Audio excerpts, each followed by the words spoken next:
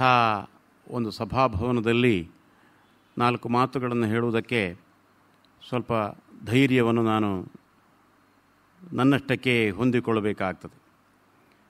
ಈ ದಿನ ಹಳಗನ್ನಡದ ವಿಷಯವನ್ನು ಮಾತಾಡಬೇಕು ಎಂಬುದಾಗಿ ನನಗೆ ಸೂಚನೆಯನ್ನು ಕೊಟ್ಟರು. ಹಳಗನ್ನಡದ ಅಧ್ಯಯನ ಇತ್ತೀಚೆಯ ದಿವಸಗಳಲ್ಲಿ ಕಡಿಮೆ ಆಗುತ್ತಾ ಬಂದಿದೆ. ಮಾತ್ರವಲ್ಲ, ನಮ್ಮ ಪಠ್ಯಪುಸ್ತಕಗಳಲ್ಲಿಯೂ ಕೂಡ ಹಳಗನ್ನಡದ ಪ್ರಮಾಣ ಸ್ವಲ್ಪ ಇಳೀತಾ ಬಂದು ಕೊನೆಗೆ ಹೆಸರಿಗೆ ತಕ್ಕಷ್ಟು ಮಾತ್ರ ಉಳಿದಿದೆ ಎಂಬಂಥ ಒಂದು ಆಕ್ಷೇಪವೂ ಇದೆ.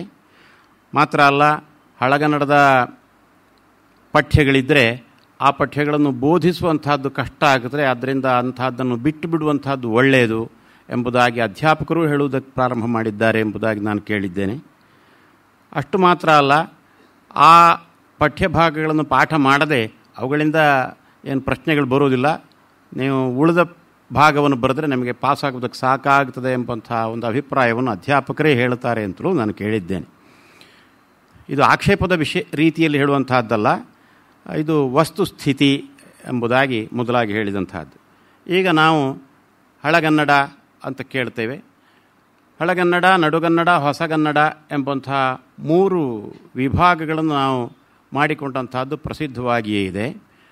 ಈ ಹಳಗನ್ನಡಕ್ಕಿಂತಲೂ ಹಿಂದೆ ಪೂರ್ವದ ಹಳಗನ್ನಡ ಎಂಬಂಥ ಇನ್ನೊಂದು ಹಂತ ಇತ್ತು ಎಂಬುದಾಗಿಯೂ ಭಾಷಾ ವಿಜ್ಞಾನಿಗಳು ಗುರುತಿಸ್ತಾರೆ. ನಮ್ಮ ಇದೆಲ್ಲ ನಿಮ್ಗೆ ಗೊತ್ತಿದ್ದಂತಹದ್ದೇ. ಇಲ್ಲೆಲ್ಲ ಹಿರಿಯರಿದ್ದೀರಿ, ಕನ್ನಡ ಸಾಹಿತ್ಯವನ್ನು ಬಲ್ಲವರಿದ್ದೀರಿ ಮತ್ತು ಪ್ರತಿ ದಿವಸ ವಿದ್ವಾಂಸರ ಅನೇಕ ಉಪನ್ಯಾಸಗಳನ್ನು ಕೇಳಿದಂಥವರಿದ್ದೀರಿ. ಆದ್ದರಿಂದ ಆ ಉಪನ್ಯಾಸಗಳಿಂದ ಸುಸಂಸ್ಕೃತವಾದಂಥ ನಿಮ್ಮ ಮನಸ್ಸುಗಳಿಗೆ ನಾನು ಹೊಸ ವಿಷಯಗಳನ್ನು ಹೇಳುವಂಥದ್ದಲ್ಲ. ಆದರೂ ಈ ಉಪನ್ಯಾಸದ ಹಿನ್ನೆಲೆಯ ದೃಷ್ಟಿಯಿಂದ 4 ಮಾತುಗಳನ್ನು ಹೇಳುತ್ತಾ ಇದ್ದೇನೆ ಅಷ್ಟೇ. ನಮ್ಮ ಗ್ರಂಥರಾಶಿಯಲ್ಲಿ ಉಪಲಬ್ಧವಾದಂಥ ಅತ್ಯಂತ ಪ್ರಾಚೀನ ಗ್ರಂಥ ಎಂಬುದಾಗಿ ಹೆಸರಿರುವುದು ಕವಿರಾಜ ಮಾರ್ಗಕ್ಕೆ. ಶ್ರೀವಿಜಯನ ಕವಿರಾಜ ಮಾರ್ಗ ನೃಪತುಂಗನ ಕಾಲದ್ದು. ಅದರಲ್ಲಿ ಅನೇಕ ಮಂದಿ ಕವಿಗಳ ಉಲ್ಲೇಖ ಇದೆ. ಗದ್ಯಕಾರರ ಉಲ್ಲೇಖ ಇದೆ, ಪದ್ಯಕಾರರ ಉಲ್ಲೇಖ ಇದೆ. ಪರಮಶ್ರೀ ವಿಜಯ ಕವೀಶ್ವರ, ಪಂಡಿತ ಚಂದ್ರಲೋಕಪಾಲಾದಿಗಳು ಇತ್ಯಾದಿ ಒಂದು ಕಡೆಯಲ್ಲಿ, ಆಮೇಲೆ ವಿಮಲೋದಯ ನಾಗಾರ್ಜುನ ಸಮೇತ ಜಯಬಂಧು ದುರ್ವಿನೀತಾದಿಗಳು ಅಂತ ಇನ್ನೊಂದು ಕಡೆಯಲ್ಲಿ ಆತ ಹೇಳ್ತಾನೆ. ಗದ್ಯ ಕವಿಗಳು ಮತ್ತು ಪದ್ಯ ಕವಿಗಳು. ಈ ಗದ್ಯ ಪದ್ಯ ಕವಿಗಳ ಗ್ರಂಥಗಳು ನಮಗೆ ಉಪಲಬ್ಧವಿಲ್ಲ. ಇವಲ್ಲದೆ ಬೇರೆ ಅನೇಕ ಕಡೆಗಳಲ್ಲಿ ಇತರ ಹೆಸರುಗಳಿವೆ, ನಮಗೆ ಗ್ರಂಥಗಳ ಉಲ್ಲೇಖಗಳು ಸಿಗುತ್ತವೆ. ಅನಂತರದ ಕಾಲದ ಗ್ರಂಥಗಳಲ್ಲಿಯೂ ಕವಿಗಳ ಹೆಸರುಗಳು ಸಿಗುತ್ತವೆ. ಕೇಶಿರಾಜ ತನ್ನ ಶಬ್ದಮಣಿ ದರ್ಪಣದಲ್ಲಿ ಗಜಗನ ಗುಣನಂದಿಯ ಮನಸಿಜನ ಅಸಗನ ಚಂದ್ರಭಟ್ಟ ಗುಣವರ್ಮ ಶ್ರೀವಿಜಯರ ಹೊನ್ನನ ಹಂಪನ ಸುಜನೋತ್ತಂಸನ ಸುಮಾರ್ಗಮಿದರೊಳೆ ಲಕ್ಷ್ಯಂ ಅಂತ ತಾನು ಇಂತಿಂತಹ ಕವಿಗಳ ಗ್ರಂಥಗಳಿಂದ ಉದಾಹರಣೆಗಳನ್ನು ಎತ್ತಿಕೊಂಡಿದ್ದೇನೆ ಎಂಬುದಾಗಿ ಹೆಸರು ಹೇಳ್ತಾನೆ. ಆ ಹೆಸರುಗಳಲ್ಲಿ ಹೊನ್ನ, ಹಂಪ ಮೊದಲಾದಂತಹ ಕೆಲವರು ಮಾತ್ರ ನಮಗೆ ಪರಿಚಿತರು. ಅವರ ಗ್ರಂಥಗಳು ನಮಗೆ ಉಪಲಬ್ಧವಿವೆ. ಅನೇಕ ಗಜಗ, ಗುಣನಂದಿ, ಮನಸಿಜ, ಅಸಗ, ಚಂದ್ರಭಟ್ಟ, ಗುಣವರ್ಮ ಇವರ ಗ್ರಂಥಗಳು ನಮಗೆ ಉಪಲಬ್ಧವಿಲ್ಲ. ಏನಿದ್ರೂ ನಮಗೆ ದೊರಕಿದಂತಹ ಗ್ರಂಥ ರಾಶಿ ಏನಿದೆ ಇದು ಬಹಳ ದೊಡ್ಡದು. ಈ ಗ್ರಂಥರಾಶಿಯ ಅಧ್ಯಯನವೇ ಸಂಪೂರ್ಣವಾಗಿ ಆಗಿಲ್ಲ. ಈ ಗ್ರಂಥರಾಶಿಯಲ್ಲಿ ಅನೇಕ ಗ್ರಂಥಗಳು ಇನ್ನೂ ಸಂಪಾದಿತವಾಗಿ ಹೊರಗೆ ಬಂದಿಲ್ಲ. ಇದಲ್ಲದೆ ಇದರ ಅನಂತರ ನಡುಗನ್ನಡ ಕಾಲ ಅಂತ ನಾವು ಹೇಳ್ತೇವೆ. ಆ ನಡುಗನ್ನಡ ಕಾಲದ ವಿಸ್ತಾರವಾದಂಥ ಆ ಕಾಲದ ವ್ಯಾಪ್ತಿಯಲ್ಲಿ ತುಂಬ ಸಂಖ್ಯೆಯ ಗ್ರಂಥಗಳು ಬಂದಿವೆ. ಆ ಗ್ರಂಥಗಳಲ್ಲಿಯೂ ಪ್ರಮುಖವಾದಂಥ ಕೆಲವು ಗ್ರಂಥಗಳು ಮುದ್ರಿತವಾಗಿ, ಸಂಪಾದಿತವಾಗಿ, ಪ್ರಕಾಶಿತವಾಗಿವೆ ಅಷ್ಟೇ ಹೊರತು ಎಷ್ಟೋ ಗ್ರಂಥಗಳು ಇನ್ನೂ ಮುದ್ರಿತವಾಗಿಲ್ಲ, ಸಂಪಾದಿತವಾಗಿಲ್ಲ. ಇತ್ತೀಚೆಯ ವರ್ಷಗಳಲ್ಲಿ ಗ್ರಂಥ ಸಂಪಾದನೆ, ಮುಖ್ಯವಾಗಿ ಎಡಿಟಿಂಗ್ ಅಂತ ಯಾವ ಒಂದು ವಿಷಯವನ್ನು ಹೇಳ್ತೇವೋ ಅದರಲ್ಲಿ ನಮ್ಮ ವಿದ್ವಾಂಸರಿಗೆ ಆಸಕ್ತಿ ಕಡಿಮೆ ಆಗಿರುವುದರಿಂದ ಆ ಗ್ರಂಥಗಳು ಮುದ್ರಿತವಾಗಿ, ವಿಮರ್ಶಾತ್ಮಕವಾಗಿ, ಸಟಿಪ್ಪಣವಾಗಿ ಮುದ್ರಿತವಾಗಿ ಬರುವಂತಹದ್ದು ಕಡಿಮೆ ಆಗಿದೆ. ಹಿಂದಿನ ಗ್ರಂಥಗಳೇನಿವೆ ಅವುಗಳನ್ನೇ ನಮಗೆ ಓದಿ ಪೂರೈಸಲಿಕ್ಕೆ ಸಾಧ್ಯ ಇಲ್ಲ. ಇನ್ನು ಈ ಗ್ರಂಥಗಳನ್ನು ಯಾರು ಓದುವಂಥವರು ಅಂತ ಹೇಳುವಂಥ ಒಂದು ಅಭಿಪ್ರಾಯವು ಒಂದು ಕಡೆಯಲ್ಲಿ ವ್ಯಕ್ತವಾಗ್ತಾ ಇದೆ. ಹೀಗೆಲ್ಲ ಇರುವಾಗ ಹಳಗನ್ನಡ ಅದ ಬಗೆಗೆ ಒಂದಿಷ್ಟು ಆಲೋಚನೆಯನ್ನು ಮಾಡಬೇಕು, ಒಂದಿಷ್ಟು ವಿಷಯಗಳನ್ನು ನಾವು ತಿಳಿದುಕೊಳ್ಳಬೇಕು, ಒಂದಿಷ್ಟು ಅದರ ಬಗೆಗೆ ಚಿಂತಿಸುವ ರೀತಿಯಲ್ಲಿ ನಮ್ಮ ಮನಸ್ಸನ್ನು ನಾವು ಸಿದ್ಧಪಡಿಸಿಕೊಳ್ಳಬೇಕು ಎಂಬಂಥ ದೃಷ್ಟಿಯಿಂದ ಹಳಗನ್ನಡದ ಬಗ್ಗೆ ಕೆಲವು ಮಾತುಗಳನ್ನು ಹೇಳಬೇಕು ಎಂಬ ಹಾಗೆ ಇಲ್ಲಿಂದ ವಿನಂತಿ ಬಂದದ್ದರಿಂದ ಈ 3 ದಿವಸಗಳ ಉಪನ್ಯಾಸದಲ್ಲಿ ಹಳಗನ್ನಡದ ಬಗೆಗೆ ಕೆಲವು ಮಾತುಗಳನ್ನು ತಮ್ಮ ಮುಂದೆ ನಿರೂಪಿಸುವುದಕ್ಕೆ ಇದ್ದೇನೆ. ಇದರಲ್ಲಿ ಈ 3 ದಿವಸದ ಉಪನ್ಯಾಸದಲ್ಲಿ ಈ ವಿಷಯವನ್ನು 3 ವಿಭಾಗವಾಗಿ ನಾನು ಮಾಡಿಕೊಂಡಿದ್ದೇನೆ. ಅದನ್ನು ಲಿಖಿತವಾಗಿ ತೆಗೆದುಕೊಂಡು ಬಂದಿದ್ದೇನೆ. ಆದರೂ ನಾನು ಹೇಗೆ ಸಾಧ್ಯವೋ ಹಾಗೆ ನಿಮ್ಮ ಮುಂದೆ ನಿರೂಪಿಸ್ತೇನೆ. ಅದರಲ್ಲಿ ಮೊದಲನೇ ವಿಷಯ ಹಳಗನ್ನಡವನ್ನು ಏಕೆ ಓದಬೇಕು ಎಂಬುದಾಗಿ. ಇದು ಇವತ್ತಿನ ಹೊಸ ಕಾಲದ ಅನೇಕರು ಕೇಳುವಂಥ ಒಂದು ಪ್ರಶ್ನೆ. ಆ ಪ್ರಶ್ನೆಯನ್ನೇ ಇರಿಸಿಕೊಂಡು ಹಳಗನ್ನಡವನ್ನು ಏಕೆ ಓದಬೇಕು ಎಂಬುದಕ್ಕೆ ಯಥಾಸಾಧ್ಯ ಯಥಾಮತಿ ಇಲ್ಲಿ ಉತ್ತರವನ್ನು ಕೊಡಲಿಕ್ಕೆ ವಿವರಿಸಲಿಕ್ಕೆ ಪ್ರಯತ್ನ ಪಟ್ಟಿದ್ದೇನೆ. ಎರಡನೆಯ ಉಪನ್ಯಾಸ ಅದು ನಾಳೆಗಿರುವಂತಹದ್ದು ಹಳಗನ್ನಡದ ಪ್ರವೇಶ ಮಾರ್ಗಗಳು ಎಂಬುದಾಗಿ. ಯಾವುದೇ ಒಂದು ಅಧ್ಯಯನ ವಿಷಯವನ್ನು ನಾವು ಯಾವ ಮಾರ್ಗದ ಮೂಲಕ ಪ್ರವೇಶಿಸಬಹುದು, ಯಾವ ರೀತಿಯಲ್ಲಿ ನಾವು ಅದರೊಳಗೆ ಹೋಗಬಹುದು, ಅದರ ಅಧ್ಯಯನವನ್ನು ಮಾಡಬಹುದು ಎಂಬುದರ ಬಗೆಗೆ ಇರುವಂಥ ವಿಷಯ ನಾಳೆಯದು. ಆಮೇಲೆ ನಾಡ್ದು ಮಾತಾಡುವಂಥ ವಿಷಯ ಅದು ಹಳಗನ್ನಡಕ್ಕೆ ಸಂಬಂಧಪಟ್ಟಂತಹದ್ದು, ಹಳಗನ್ನಡದ ನಿರೂಪಣ ಪದ್ಧತಿಗಳು ಎಂಬುದಾಗಿ. ಅಂದರೆ ಹಳಗನ್ನಡ ಕವಿಗಳು ಅಥವಾ ಹಳಗನ್ನಡದ ಲೇಖಕರು ಹೇಗೆ ತಮ್ಮ ನಿರೂಪಣೆಯನ್ನು ಮಾಡಿಕೊಂಡಿದ್ದಾರೆ. ಹೊಸ ಕಾಲದ ನಿರೂಪಣೆಯ ಕ್ರಮಗಳಲ್ಲ. ಹೊಸ ಕಾಲದಲ್ಲಿ ನಾವು ಕಥೆಯೋ ಕಾದಂಬರಿಯೋ ಪ್ರವಾಸ ಸಾಹಿತ್ಯವೋ ಅಥವಾ ವಾರ್ತಾಪತ್ರಿಕೆಗಳ ಬರಹವೋ ನಾನಾ ಥರದ ಬರಹಗಳನ್ನು ಕಾಣ್ತೇವೆ. ಆ ಎಲ್ಲ ಬರಹಗಳ ಅಲ್ಲಿಯೂ ಅವರವರದೇ ಆದಂಥ ಕೆಲವು ಶೈಲಿಗಳಿರ್ತವೆ. ಹೊಸ ಕಾಲದ ಶೈಲಿಗಳಿಗೆ ನಾವು ಹೊಂದಿಕೊಂಡಿದ್ದೇವೆ, ಅರ್ಥ ಮಾಡಿಕೊಳ್ತೇವೆ. ಹಳಗನ್ನಡದ ಗ್ರಂಥಗಳನ್ನು ಅರ್ಥ ಮಾಡಿಕೊಳ್ಳಬೇಕಾದ್ರೆ ನಮ್ಮ ಮನಸ್ಸನ್ನು ಯಾವ ರೀತಿ ತಯಾರು ಮಾಡಿಕೊಳ್ಳಬೇಕು, ಅಲ್ಲಿಯ ನಿರೂಪಣಾ ಪದ್ಧತಿಗಳು ಹೇಗಿವೆ ಎಂಬುದನ್ನು ವಿವರಿಸಲಿಕ್ಕೆ ನಾನು ಪ್ರಯತ್ನ ಪಟ್ಟಿದ್ದೇನೆ. ಅದರಲ್ಲಿ ಮೊದಲನೆಯ ಭಾಗ ಹಳಗನ್ನಡವನ್ನು ಏಕೆ ಓದಬೇಕು ಎಂಬುದನ್ನು ತಮ್ಮ ಮುಂದೆ ನಿರೂಪಿಸುವುದಕ್ಕೆ ಪ್ರಯತ್ನ ಪಡ್ತೇನೆ. ಹಳಗನ್ನಡವನ್ನು ಏಕೆ ಓದಬೇಕು ಅಥವಾ ಏಕೆ ಅಧ್ಯಯನ ಮಾಡಬೇಕು ಅಂತ. ಓದುವುದು ಅಂದರೆ ಅಧ್ಯಯನ ಮಾಡುವುದು ಅಂತಲೇ ಅರ್ಥ. ಬರಿಯ ಓದಿ ಇರಿಸುವುದು ಎಂಬುದು ನಮ್ಮ ಪ್ರಾಚೀನರಲ್ಲಿಲ್ಲ. ಒಂದು ಗ್ರಂಥವನ್ನು ಒಬ್ಬಾತ ಓದಿದ್ದಾನೆ ಅಂದರೆ ಆ ಗ್ರಂಥದ ಆಮೂಲಾಗ್ರವಾದಂಥ ಒಂದು ಪರಿಜ್ಞಾನ ಆತನಿಗಿದೆ ಎಂಬಂಥದ್ದೇ ಅರ್ಥ. ಬರಿಯ ಹೊತ್ತು ಹೋಗುವುದಕ್ಕೆ ಬೇಕಾಗಿ ಓದುವಂತಹದ್ದು, ಸಮಯ ಇದೆ ಸಮಯ ಕಳೆಯುವುದಕ್ಕೆ ಬೇಕಾಗಿ ಓದುವಂತಹದ್ದು ಎಂಬ ಆ ಒಂದು ಪದ್ಧತಿ ಪ್ರಾಯಶಃ ಹಿಂದೆ ಇರಲಿಲ್ಲ. ಅಧ್ಯಯನ ಎಂಬುದೇ ಇತ್ತು. ಆ ಅಧ್ಯಯನವನ್ನೇ ಓದು ಎಂಬುದಾಗಿ ಹೇಳುವಂತಹದ್ದು. ಆದ್ದರಿಂದ ಹಳಗನ್ನಡವನ್ನು ಏಕೆ ಓದಬೇಕು ಅಥವಾ ಏಕೆ ಅಧ್ಯಯನ ಮಾಡಬೇಕು ಎಂಬುದು ಒಂದು ಬಹುಮುಖ್ಯ ಪ್ರಶ್ನೆ. ಇಂದಿನ ಆಧುನಿಕ ವೇಗಶಾಲಿ ವ್ಯಾವಹಾರಿಕ ಧನಾಕಾಂಕ್ಷಿ ವಾಣಿಜ್ಯ ಪ್ರಿಯ ಸಮಾಜದಲ್ಲಿ ಇಂದಿನ ಸಮಾಜ ಏನು ಅಂತ ಹೇಳುವಂಥದ್ದು, ಇದು ಹಿಂದಿನ ಸಮಾಜಕ್ಕಿಂತ ವಿಭಿನ್ನವಾದಂಥ ಸಮಾಜ. ಈ ಸಮಾಜದ ಗುಣಲಕ್ಷಣಗಳು ಈ ರೀತಿಯಲ್ಲಿವೆ.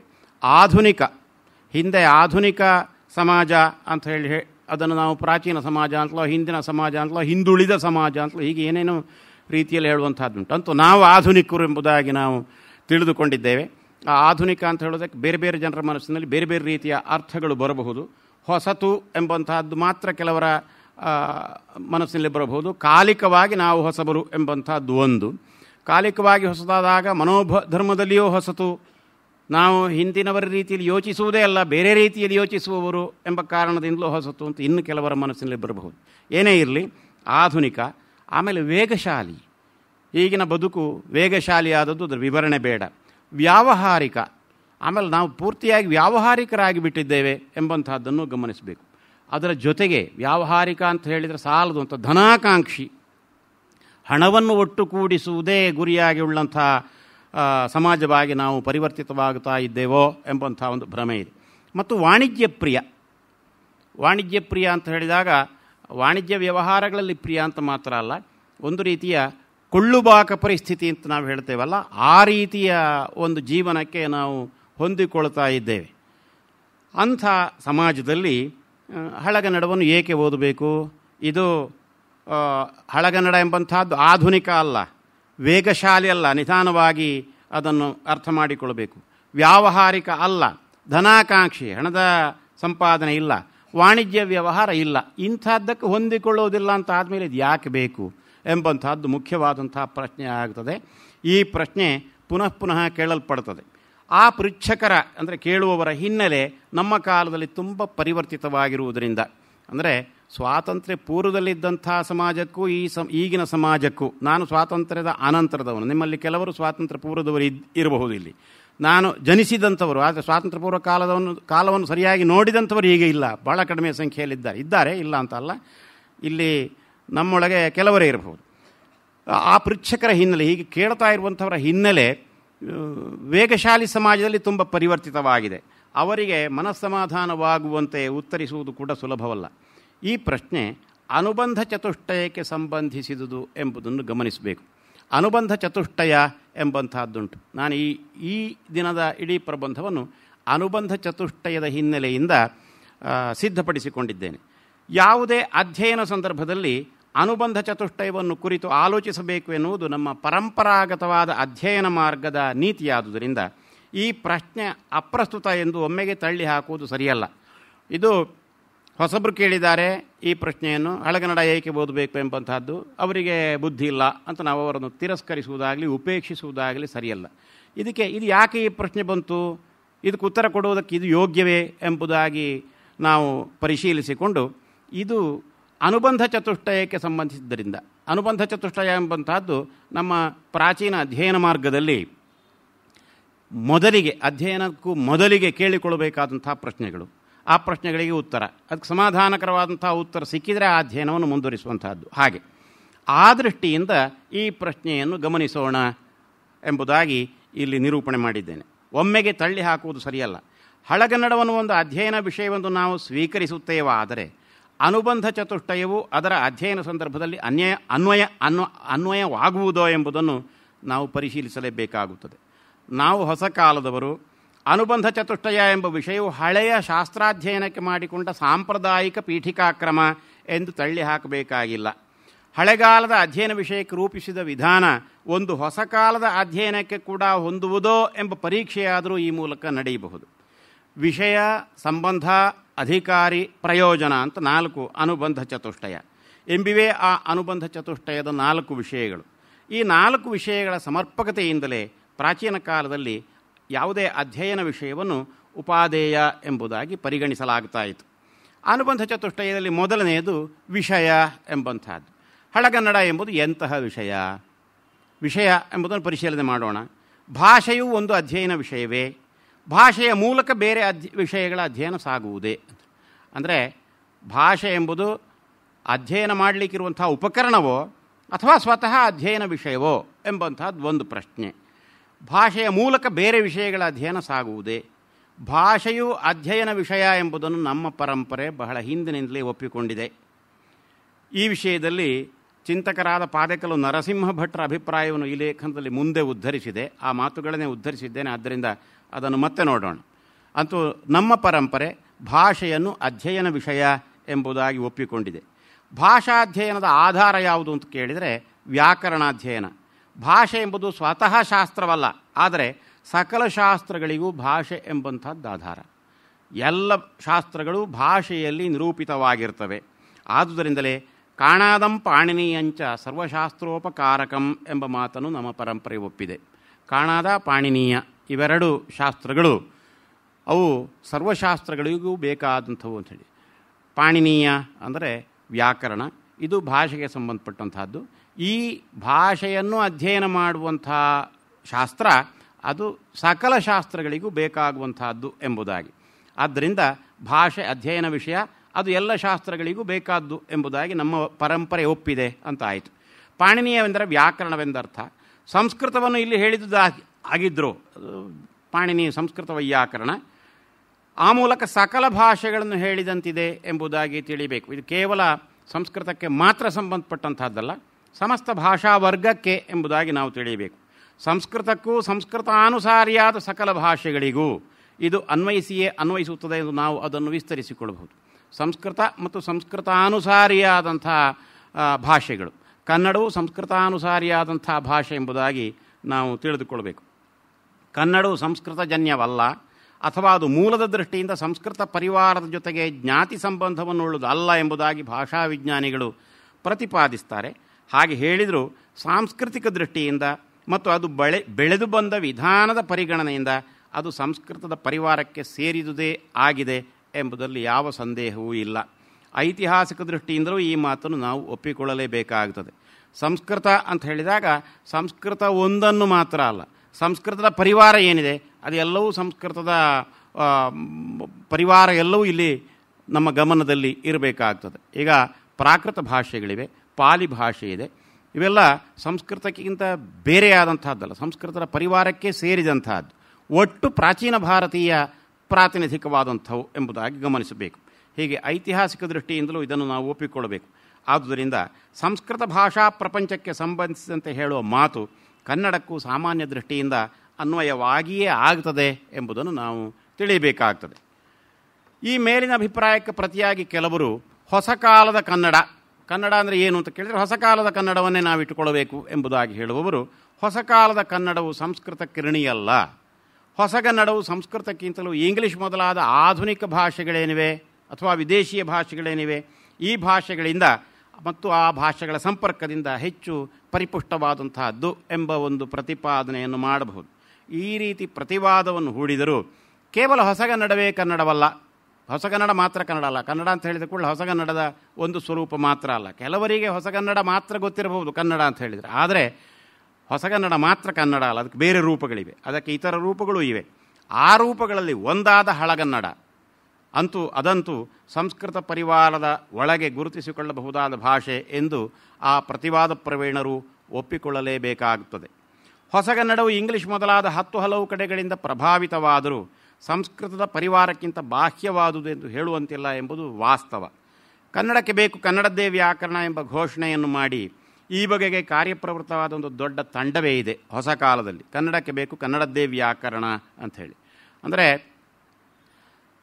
ಕೇಶಿರಾಜನೇ ಮೊದಲಾದಂಥವರು ಕನ್ನಡ ವ್ಯಾಕರಣವನ್ನೇ ಬರೆದದ್ದಲ್ಲ ಅಂತ. ಕೇಶಿರಾಜ ತಾನು ಹಳಗನ್ನಡಕ್ಕೆ ವ್ಯಾಕರಣವನ್ನು ಬರೀತೇನೆ ಅಂಥೇಳಿ ಸಂಕಲ್ಪ ಮಾಡಿ ಹಾಗೆ ಹೊರಟಿದ್ದಾನೆ. ಮಾತ್ರ ಅಲ್ಲ, ಆತನಲ್ಲಿ ನಾನು ಆಗ ಉದಾಹರಿಸಿದಂಥ ಗಜಗ, ಗುಣನಂದಿ, ಮನಸಿಜ, ಸಗ ಮೊದಲಾದಂಥ ಕವಿಗಳು ಯಾರಿದ್ದಾರೆ ಆ ಕವಿಗಳ ಕೃತಿಗಳಿಂದ ಉದಾಹರಣೆಗಳನ್ನು ತೆಗೆದುಕೊಂಡಿದ್ದಾನೆ. ಅಂದರೆ ಅವು ಆಧಾರ ಗ್ರಂಥಗಳು ಎಂಬುದಾಗಿ. ಆ ಆಧಾರ ಗ್ರಂಥಗಳನ್ನು ಬರೆದಂಥವರು ಸಂಸ್ಕೃತ ಕನ್ನಡ ಎರಡರಲ್ಲಿಯೂ ನಿಪುಣರಾದಂಥವರು ಮತ್ತು ಸಂಸ್ಕೃತದ ಸಾಕಷ್ಟು ಅಧ್ಯಯನವನ್ನು ಮಾಡಿದ ಮೇಲೆ ಕನ್ನಡವನ್ನು ಶ್ರೀಮಂತಗೊಳಿಸಿದಂಥವರು, ಕನ್ನಡದಲ್ಲಿ ಕೃತಿಗಳನ್ನು ಬರೆದಂಥವರು.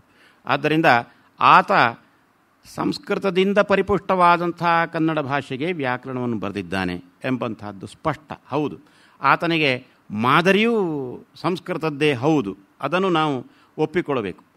ಆದರೆ ಅದೇ ಕಾಲದಲ್ಲಿ ಆ ಹಳಗನ್ನಡ ಎಂಬಂತಹದ್ದು ಸಂಸ್ಕೃತ ಪರಿವಾರಕ್ಕೆ ಸಂಬಂಧಪಟ್ಟದ್ದರಿಂದ ಇದು ಅವಶ್ಯವೂ ಹೌದು ಎಂಬಂತಹದ್ದನ್ನು ನಾವು ತಿಳಿದುಕೊಳ್ಳಬೇಕಾಗ್ತದೆ. ಆದರೆ ಹೊಸ ಕಾಲದ ಈ ವಿದ್ವಾಂಸರು ಕನ್ನಡಕ್ಕೆ ಬೇಕು ಕನ್ನಡದ್ದೇ ವ್ಯಾಕರಣ, ಅವರು ಕನ್ನಡದ ವ್ಯಾಕರಣವನ್ನೇ ಬರೆದವರಲ್ಲ ಎಂಬುದಾಗಿ ಅವರನ್ನು ಬಿಟ್ಟು ಅದು ಯಾವುದು ಬೇಡ, ಆ ಹಿನ್ನೆಲೆಯೂ ನಮಗೆ ಅವಶ್ಯವಿಲ್ಲ ಎಂಬಂಥ ಧೋರಣೆಯನ್ನು ವ್ಯಕ್ತಪಡಿಸ್ತಾ ಇದ್ದಾರೆ. ಈ ದೊಡ್ಡ ಒಂದು ತಂಡವೇ ಇದಕ್ಕಾಗಿ ಕೆಲಸ ಮಾಡ್ತಾ ಇದೆ. ಆದರೂ ಇವರು ಹೇಳುತ್ತಿರುವುದು ಯಾವ ಕನ್ನಡ ಎಂಬುದು ಪ್ರಶ್ನಾರ್ಹವೇ ಹೌದು. ಅವರು ಹೇಳ್ತಾ ಇರುವಂತಹ ಕನ್ನಡ ಯಾವ ಕನ್ನಡ? ಹಿಂದೆಯೇ ನಮ್ಮ ಗ್ರಂಥಗಳಲ್ಲಿ ಹೇಳಿದೆ, ವಾಸುಗಿಯು ಮರೆಯಲಾರದೆ ಬೇಸರುಗುಂ ದೇಸಿ ಬೇರೆ ಬೇರೆ ಪುದರಿಂ. ದೇಸಿ ಅಂದರೆ ಪ್ರಾದೇಶಿಕವಾದಂಥ ಕನ್ನಡದ ಭಿನ್ನತೆಗಳು ಬೇರೆ ಬೇರೆ ಆಗಿರುವುದರಿಂದ, ಬೇರೆ ಬೇರೆ ಭಾಷೆ ಆಗಿರುವುದರಿಂದ ಒಂದು ಕಡೆ ಭಾಷೆಯನ್ನು ಇನ್ನೊಂದು ಕಡೆಯವರು ಅರ್ಥ ಮಾಡಿಕೊಳ್ಳಲಾರದಂತಹ ಪರಿಸ್ಥಿತಿ ಬಹಳ ಹಿಂದಿನಿಂದಲೇ ಇದೆ. ವಾಸುಗಿಯೂ ಅರಿಯಲಾರದೆ ಬೇಸರುಗುಂ, ಇದು ಯಾರಿಗೂ ತಿಳಿಲಿಕ್ಕೆ ಸಾಧ್ಯ ಇಲ್ಲದೆ ಇರುವಂತಹದ್ದು ಎಂಬಂಥದ್ದು ಆ ಕಾಲದಲ್ಲಿಯೇ ಇದೆ. ಈ ಕಾಲದಲ್ಲಿಯೂ ದೇಸಿ ಬೇರೆ ಬೇರೆ ಆಗಿಯೇ ಇದೆ. ಹಾಗಾದರೆ ಕನ್ನಡಕ್ಕೆ ಬೇಕು ಕನ್ನಡದ್ದೇ ವ್ಯಾಕರಣ ಎಂಬುದಾಗಿ ಹೇಳುವಂಥವರು ಯಾವ ಒಂದು ಕನ್ನಡವನ್ನು ಹೇಳ್ತಾರೆ? ನೂರಾರು ಕನ್ನಡಗಳಿವೆ, ಅದರಲ್ಲಿ ಯಾವ ಕನ್ನಡವನ್ನು ಅವರು ಉದ್ದೇಶಿಸಿದ್ದಾರೆ ಎಂಬಂತಹ ಪ್ರಶ್ನೆ ಹಾಗೆಯೇ ಉಳಿಯುತ್ತದೆ. ಹೀಗೆ ಹೇಳಲಾದ ಕನ್ನಡಗಳಲ್ಲಿ ಈ ಅಭಿಪ್ರಾಯದವರು ಯಾವ ಕನ್ನಡದವರು ಎಂಬ ಪ್ರಶ್ನೆ ಹಾಗೆಯೇ ಉಳಿದುಕೊಳ್ಳುತ್ತದೆ. ದೇಸಿ ಬೇರೆ ಬೇರೆ ಇದೆ ಎಂದು ಅಂದೆಗೆ ಮಾತ್ರವಲ್ಲ, ಇಂದಿಗೂ ಅನ್ವಯಿಸುವ ಮಾತೇ ಆಗಿದೆ. ದಾಖಲೆಗಳು ದೊರಕುವ ಕಾಲದಿಂದಲೂ ಕನ್ನಡ ಸಂಸ್ಕೃತಗಳು ಒಂದಾಗಿ ಬೆರೆತಂತೆ ಒಗ್ಗೂಡಿ ಬೆಳೆದಿರುವುದನ್ನು ಕಾಣುತ್ತೇವೆ. ಸಂಶೋಧಕ ಪ್ರೊಫೆಸರ್ ಶಾ ಶೆಟ್ಟರ್ ಅವರ ಹಳಗನ್ನಡ ಲಿಪಿ, ಲಿಪಿಕಾರ, ಲಿಪಿ ವ್ಯವಸಾಯ ಈ ಗ್ರಂಥವನ್ನು ಪರಿಶೀಲಿಸಿದರೆ ಇದು ತಿಳಿಯುವುದು ಮಾತ್ರ ಅಲ್ಲ, ಭಾರತೀಯ ಶಾಸನ ಸಂಪತ್ತಿಯಲ್ಲಿಯೂ ಹಳಗನ್ನಡ ಕಾಲದ ಹಳಗನ್ನಡ ಭಾಷೆಯ ಶಾಸನಗಳ ಆಧಿಕ್ಯ ಮತ್ತು ಮಹತ್ವ ತಿಳಿದು ಬರುವುದು. ಭಾರತೀಯ ಭಾಷೆಗಳಲ್ಲೇ ಕನ್ನಡ ಭಾಷೆಯ ಶಾಸನಗಳಷ್ಟು ಸಂಖ್ಯೆಯ ಶಾಸನಗಳು ಬೇರೆ ಭಾಷೆಗಳಲ್ಲಿ ದೊರಕುವುದಿಲ್ಲ ಎಂಬುದಾಗಿ ಹೇಳ್ತಾರೆ. ಅಂದರೆ ನಮಗೆ ನಮ್ಮ ಹಳೆಯ ಕಾಲದಲ್ಲಿ ಕನ್ನಡವನ್ನು ದಾಖಲಿಸುವಂತಹ ಒಂದು ಪ್ರಯತ್ನದಲ್ಲಿಯೂ ಶಿಲೆಗಳಲ್ಲಿ ದಾಖಲಿಸುವಂತಹ ಪ್ರಯತ್ನ ಬಹಳ ದೊಡ್ಡ ಪ್ರಮಾಣದಲ್ಲಿ ದೊಡ್ಡ ಮಟ್ಟದಲ್ಲಿ ನಡೆದಿದೆ ಎಂಬಂತಹದ್ದು ಸ್ಪಷ್ಟ. ಸಂಸ್ಕೃತದ ಅಧ್ಯಯನ ಎಂಬುದು ಕೇವಲ ಭಾಷಾಧ್ಯಯನ ಮಾತ್ರವಲ್ಲ. ಆ ಅಧ್ಯಯನವು ಒಂದು ಸಂಸ್ಕೃತಿಯ, ಒಂದು ನಾಗರಿಕತೆಯ, ಒಂದು ಪಾರಂಪರಿಕ ಸದಾಚಾರ ಸೌಶೀಲ್ಯ ಸಭ್ಯತೆಗಳ ಅಧ್ಯಯನ, ಒಂದು ತಾತ್ವಿಕತೆಯ ಅಧ್ಯಯನವಾಗಿತ್ತು. ಸಾಂಸ್ಕೃತಿಕ ಸಂಪರ್ಕ ಭಾಷೆಯಾಗಿ ಪ್ರಾಚೀನ ಕಾಲದಲ್ಲಿ ಇದ್ದಂತೆ ಉಳಿದುಕೊಳ್ಳದೇ ಇದ್ದರೂ ಸಂಸ್ಕೃತವು ಭಾರತೀಯ ದೇಶ ಭಾಷೆಗಳಲ್ಲಿ ಜೀವಂತಿಕೆಯನ್ನು ಕಂಡುಕೊಂಡು ಮುಂದುವರಿದಿರುವುದನ್ನು ಭಾರತದ ಎಲ್ಲ ಭಾಷೆಗಳ ಅಧ್ಯಯನದಿಂದ ಕಾಣಬಹುದು. ಅಂದರೆ ಸಂಸ್ಕೃತ ಒಂದು ಕಾಲದಲ್ಲಿ ವ್ಯಾವಹಾರಿಕ ಭಾಷೆಯಾಗಿ ಇದ್ದ ಹಾಗೇ ಇವತ್ತು ಉಳಿದಿಲ್ಲ. ಆದರೆ ಆ ಸಂಸ್ಕೃತದ ಎಲ್ಲ ಅಂಶಗಳು ಭಾರತೀಯವಾದಂಥ ಯಾವ ಭಾಷೆಗಳಲ್ಲಿ, ಯಾವ ಆಧುನಿಕ ಭಾಷೆಗಳಿವೆ ಆ ಭಾಷೆಗಳಲ್ಲಿ ಉಳಿದುಕೊಂಡಿವೆ. ಆದ್ದರಿಂದ ಸಂಸ್ಕೃತ ಮೃತ ಭಾಷೆ ಎಂಬುದಾಗಿ ಹೇಳುವಂತಹದ್ದು ಯಾವ ದೃಷ್ಟಿಯಿಂದಲೂ ಸರಿಯಲ್ಲ. ಯಾಕೆಂದರೆ ಸಂಸ್ಕೃತ ಇವತ್ತು ಜೀವಂತವಾಗಿದೆ ಎಂಬಂತಹದ್ದು. ಮೃತ ಅಂತ ನಮ್ಮ ಒಂದು ಅಂಶದಲ್ಲಿ ಈಗ ನಮ್ಮ ಪಿತೃಗಳು ಕೂಡ ಮೃತರಲ್ಲ ಅಂತ ನಾವು ಹೇಳಬೇಕಾಗ್ತದೆ. ಯಾಕೆ? ಅವರ ರಕ್ತ ನಮ್ಮಲ್ಲಿದೆ, ರಕ್ತದ ಒಂದು ಅಂಶ ಇದೆ.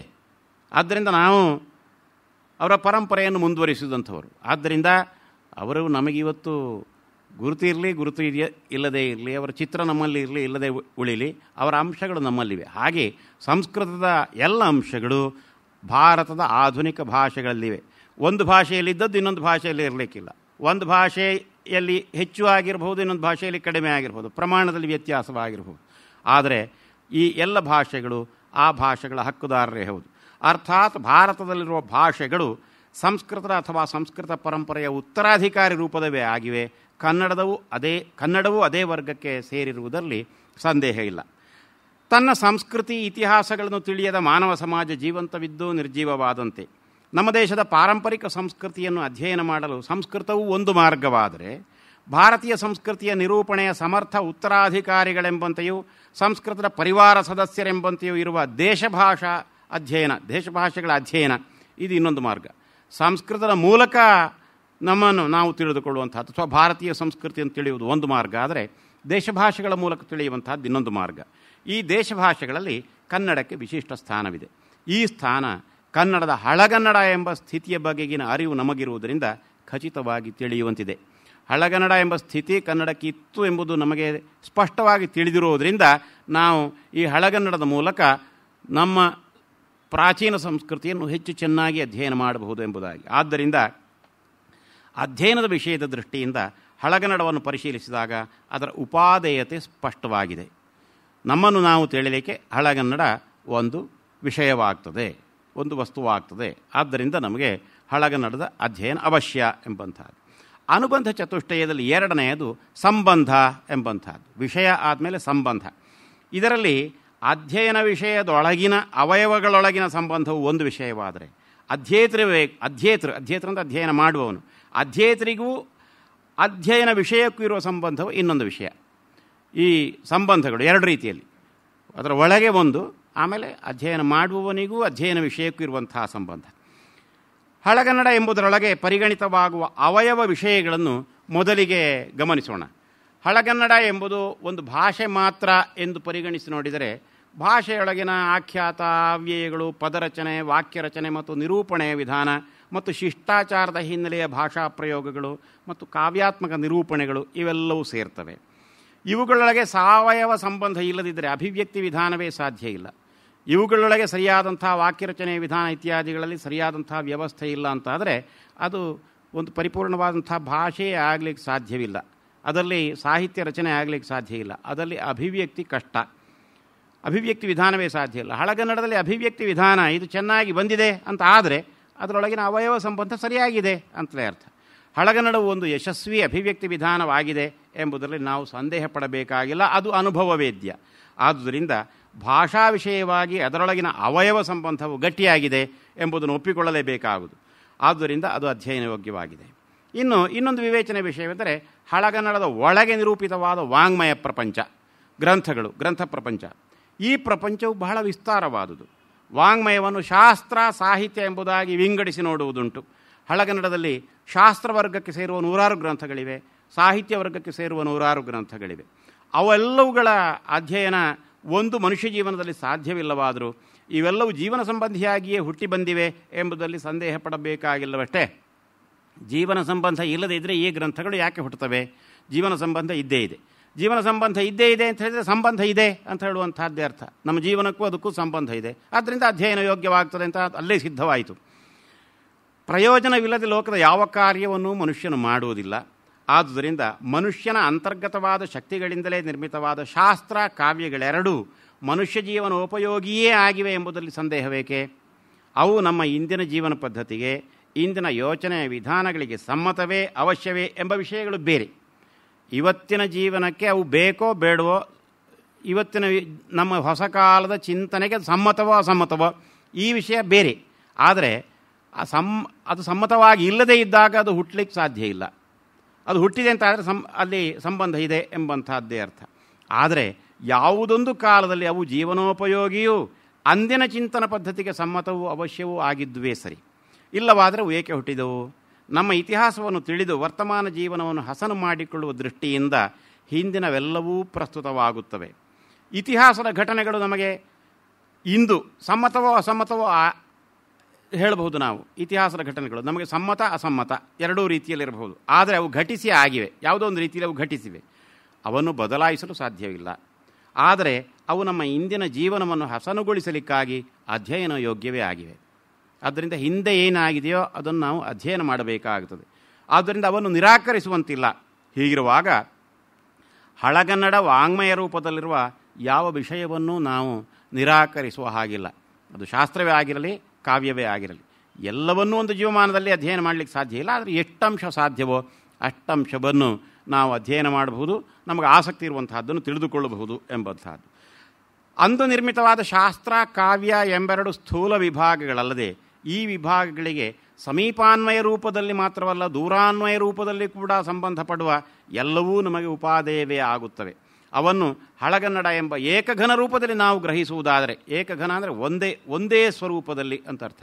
ಶಾಸ್ತ್ರ ಕಾವ್ಯ ಇನ್ನೊಂದು ಮತ್ತೊಂದು ನಾವು ವಿಂಗಡಿಸಿ ನೋಡದೆ ಒಟ್ಟು ಹಳಗನ್ನಡವನ್ನು ಒಟ್ಟಾಗಿ ಏಕಘನ ರೂಪದಲ್ಲಿ ನೋಡುವುದು ಎಂಬ ಅರ್ಥ. ಈ ಥರದ ಅಧ್ಯಯನಗಳು ವಿಶೇಷವಾಗಿ ನಡೆಯಬೇಕಾದಂಥ ಅವಶ್ಯಕತೆ ಇದೆ. ಹಳಗನ್ನಡದ ಒಂದೊಂದು ಗ್ರಂಥವನ್ನು ಕುರಿತು, ಒಂದೊಂದು ವಿಭಾಗವನ್ನು ಕುರಿತು ಬೇಕಾದಷ್ಟು ಅಧ್ಯಯನಗಳು ನಡೆದಿವೆ, ಸಾಕಷ್ಟು ಅಧ್ಯಯನಗಳು ನಡೆದಿವೆ. ಅದರಲ್ಲಿಯೂ ಇವತ್ತೀಗ ಹಳಗನ್ನಡ ಅಂತ ಹೇಳುವಾಗ ನಾವು ನಡುಗನ್ನಡಕ್ಕೆ ಹೆಚ್ಚು ಅವಧಾರಣೆಯನ್ನು ಕೊಡದೆ ಹಳಗನ್ನಡ ಎಂಬುದನ್ನು ನಾನಿಲ್ಲಿ ಪ್ರತಿಪಾದಿಸಿದ್ದೇನೆ. ಅದು ಯಾಕೆ ಅಂತ ಹೇಳಿದರೆ, ಈ ಹಳಗನ್ನಡಕ್ಕೆ ಶಾಸ್ತ್ರೀಯ ಭಾಷಾ ಅಥವಾ ಅಭಿಜಾತ ಭಾಷಾ ಒಂದು ಸ್ಥಾನಮಾನ ಬಂದಂಥ ಸಂದರ್ಭದಲ್ಲಿಯೂ ಅಲ್ಲಿ ನಡುಗನ್ನಡಕ್ಕಿಂತಲೂ ಹಳಗನ್ನಡಕ್ಕೆ ಹೆಚ್ಚು ಒತ್ತು ಕೊಟ್ಟಿರುವಂತಹದ್ದನ್ನು ನಾವು ಗಮನಿಸಬೇಕು. ಅದನ್ನು ನಾನು ಪ್ರಬಂಧದಲ್ಲಿಯೂ ಹೇಳಿದ್ದೇನೆ. ಹೀಗೆ ಹಳಗನ್ನಡ ಎಂಬ ಏಕಘನ ರೂಪದಲ್ಲಿ ನಾವು ಗ್ರಹಿಸುವುದಾದರೆ ಅವುಗಳೊಳಗಿನ ಅವಯವ ಸಂಬಂಧವು ಸರಿಯಾಗಿದೆ ಎಂದು ನಾವು ಪರಿಗಣಿಸಿದಂತೆಯೇ ಸರಿ. ಇನ್ನೊಂದು ಸಂಬಂಧ ಅಧ್ಯೇತೃ ಮತ್ತು ಅಧ್ಯಯನ ವಿಷಯಗಳ ಮಧ್ಯದ ಸಂಬಂಧ.